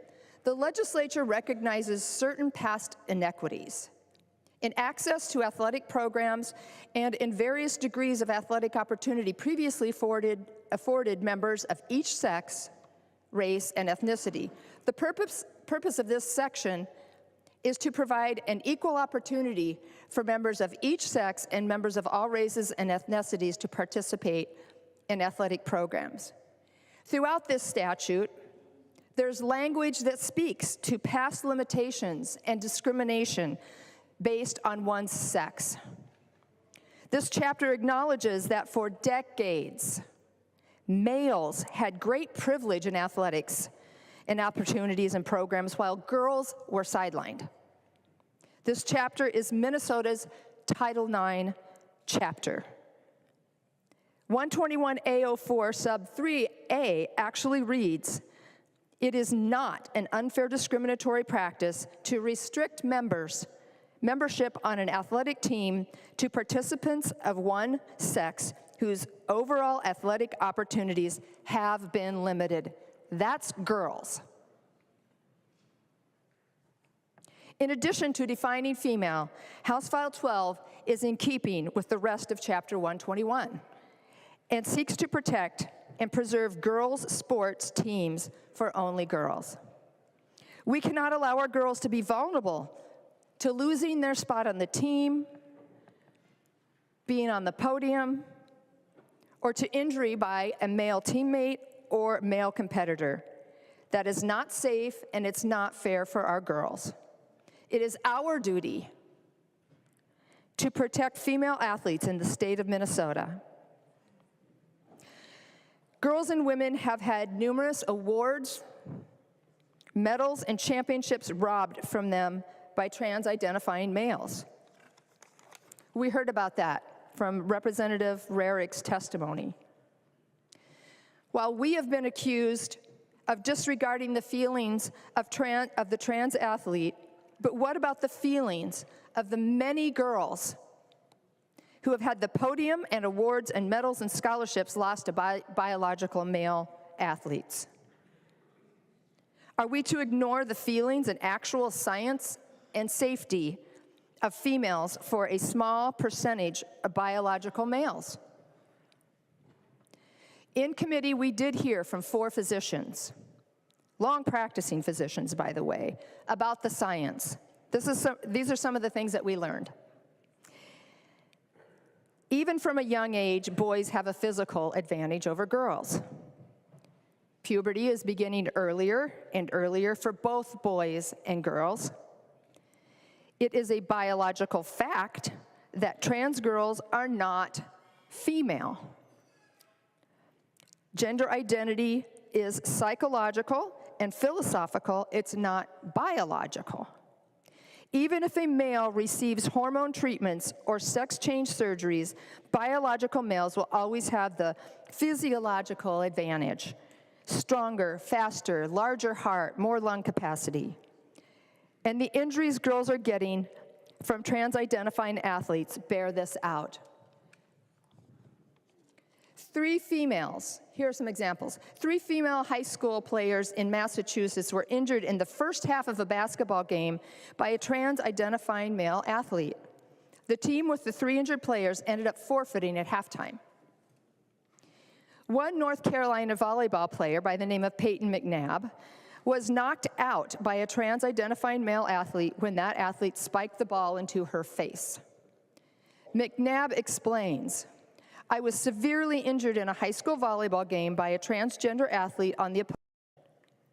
And then there was 1 female field hockey player in Massachusetts that had her teeth knocked out by a trans-identifying player. And I heard an awful lot of the word bullying on the other side of the aisle today. If those aren't examples of bullying, I don't know what is. We are preserving girls' sports that were made possible decades ago by hard-fought passage of Title IX. Title IX was championed and authored by a Democrat woman from Hawaii by the name of Patsy Minks, who had been shunned her entire life because she was a woman. From trying to get into numerous medical schools to trying to get the nomination to be the first Congresswoman, her first attempt at that, she was shunned because she was a woman. But she kept fighting for all of us girls and our futures. Because of her tireless efforts, I was able to play girls basketball. There's no way I could have earned a spot on the boys' team in junior high or high school, nor was it ever a thing that I even considered, because I had the option of a girls-only team. It was common sense. Title IX was a victory for women who were sidelined from sports for decades. When it passed with great opposition, the law did not tell women, "Now go try out for the boys or the men's team." Nope. It provided a new opportunity. It was understood that there was a physical difference between 2 sexes, and girls were to have their own teams.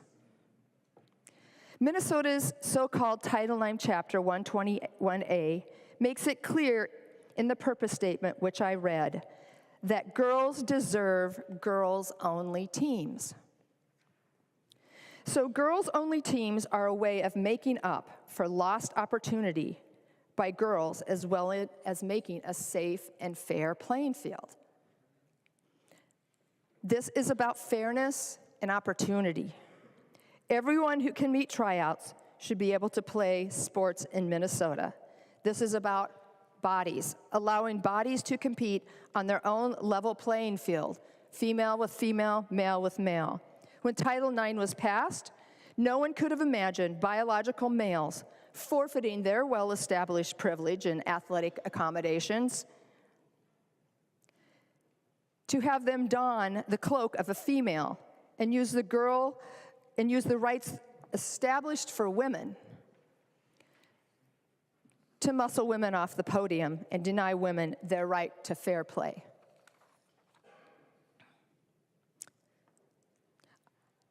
A vote for House File 12 is a vote for my new friend Laurel. Laurel testified bravely. She's 14 years old. She testified in the Education Policy Committee. And Laurel was involved in a really terrible skiing accident in 2023, late 2023. She broke 5 bones in her back, amongst other injuries. And she has worked really hard over the last year to get back to the swimming pool. She's a swimmer. She's worked tirelessly. She said, "By the time I started my freshman swim season, I was mostly recovered. However, my times were still not as good as prior to the accident. I worked incredibly hard during my season and finally started to see results as some of my times started to drop. I was able to make the section team, but despite my hard work, I did not make it to state this year. I have seen my 2 older brothers swim at the state meet, and it has become a goal of mine to eventually get there. I cannot imagine having a biological male swim against me and take a spot in the top 16 to get to go to state in an event after all of this hard work, time, and dedication that I have put to overcome my adversity. I would absolutely be devastated to see my dream awarded to someone who will always have an advantage over me. A vote for House File 12 is a vote for Laurel. A vote for House File 12 is a vote to ensure fair and safe athletic opportunities for our daughters, our granddaughters, nieces, and friends. You are sending the message that you value their early morning and late evening practices, their personal and team goals, their fight back from a sprained ankle or other injury, not to mention the life lessons and self-confidence gained in the athletic arena. You're protecting their safety and opportunities for scholarships to play at a higher level, not to have that opportunity yanked from them by a bigger, stronger, faster male. You are voting for safe and fair competition for girls who for decades had no athletic opportunities. If you vote no on House File 12, you are rendering Title IX meaningless and telling this generation of female athletes they are invisible, that their femaleness is irrelevant, that you do not care for their safety or about fair athletic competition for them. It's common sense, and everyone in this room knows a female cannot and should not compete with males. I want to end with 2 quotes. One from Beth Stelzer, and she is a power lifter.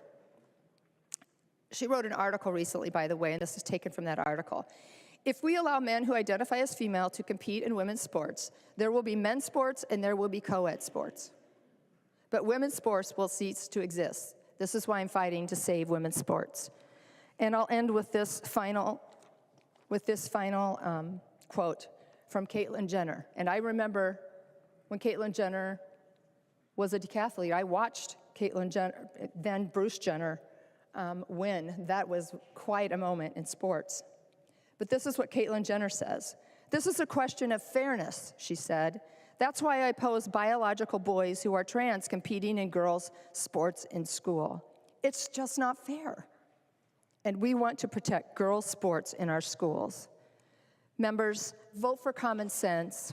Vote to protect our girls. Vote for fairness and safety in girls' sports. Thank you.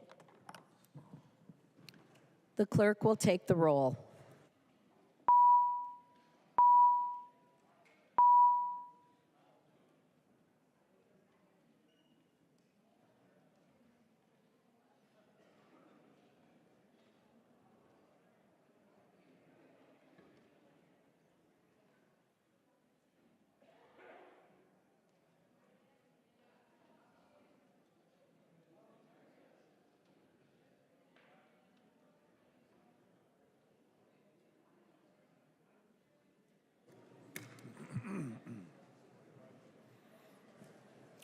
The clerk will call the name of the members participating remotely.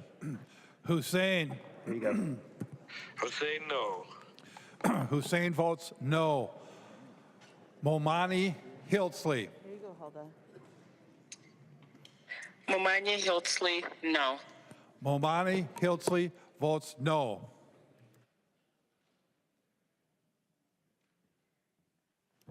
The clerk will close the roll. Madam Speaker, Niska changes from aye to nay. Representative Niska changes from aye to nay.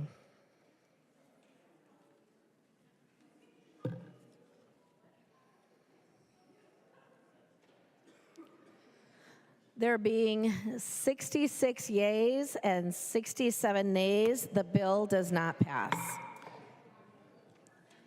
Representative Niska. Thank you, Madam Speaker. I move to reconsider and request a roll call. Representative Niska has moved to reconsider. A roll call has been requested. Seeing 15 hands, there will be a roll call. Any discussion? Seeing no further, the clerk will take the roll.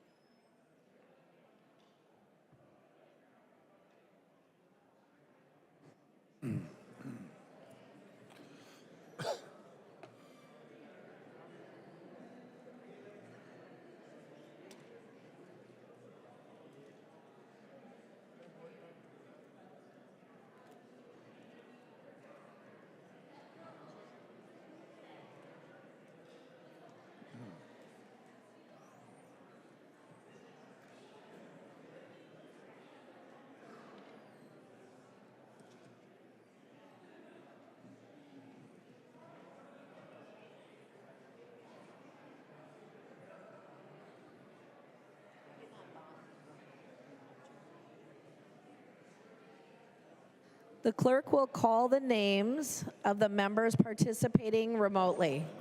Hussein. Hussein, no. Hussein votes no. Momani Hiltsley. Here you go, Hulda. Momani Hiltsley, no. Momani Hiltsley, no. The clerk will close the roll.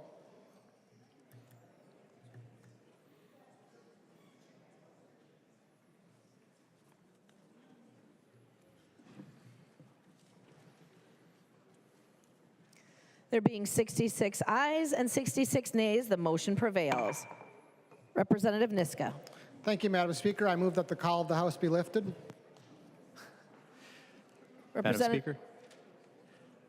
Representative Niska moves that the call of the House be lifted. All those in favor, aye. Those opposed, nay. Motion prevails. Madam Speaker, Representative point of Long. parliamentary inquiry. State your point of parliamentary inquiry. On the vote before the lifting of the call of the House, you'd announced it as a tie. I just wanted to clarify.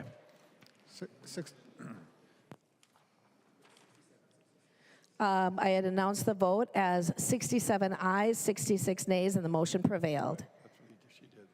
Representative Niska. Thank you, Madam Speaker. I move that House File 12 be laid on the table. Members, this is a non-debatable motion. All in favor say aye. Those opposed say nay. The motion prevails.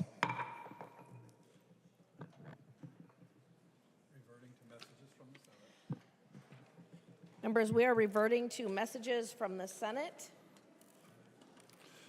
Message from the Senate, Madam Speaker. I hereby announce the passage by the Senate of the following Senate file herewith transmitted. Senate file number 1360. The message is signed Thomas S. Bodden, Secretary of the Senate.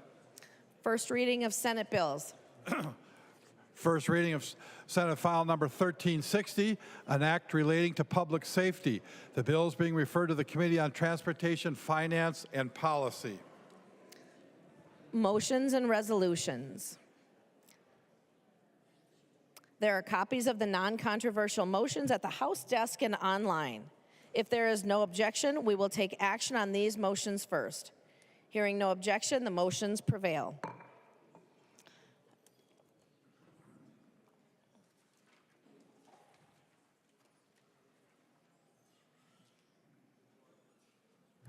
DePel moves that House File number 348 be recalled from the Committee on Capital Investment and be re-referred to the Committee on Environment and Natural Resources, Finance, and Policy. I recognize the member from Washington, Representative DePel. Thank you, Madam Speaker. That is my motion, and I'd like to move and recall HF 348 from Capital Investment and re-refer it to Environment and Natural Resource Finance Policy. I've spoken with both chairs, and they agree with my motion. Discussion. I recognize the member from Dakota, Representative Hansen. Thank you, Madam Speaker. Would Representative DePel yield to a question? Representative DePel will yield to a question. Representative Hansen. Thank you, Madam Speaker. Representative DePel, could you maybe describe the bill? Is this the bill that takes money from the 3M settlement and takes it from the trust and then sends it to another community? That's correct. Representative DePel. Thank you, Madam Speaker. That is correct. That is the bill. Unfortunately, about $400 million has been given to the community of Woodbury, while Hastings has been given 14.5. Now they have a large bill, they're a smaller community. That's what the bill does. Representative Hansen. Thank you, Madam Speaker. Representative DePel would yield to another question. Representative DePel will yield to another question. Representative Hansen. Thank you, Madam Speaker. And Representative DePel, is this the bill with the court-ordered settlement that where you're taking the money from that communities were to receive funds from? Representative DePel. Hastings has been partially included for $14.5 million in the settlement. It was nearly $70 million that Hastings needed. That is the bill. Representative Hansen. Any further discussion? All those in favor, aye. All those opposed, nay. Motion prevails.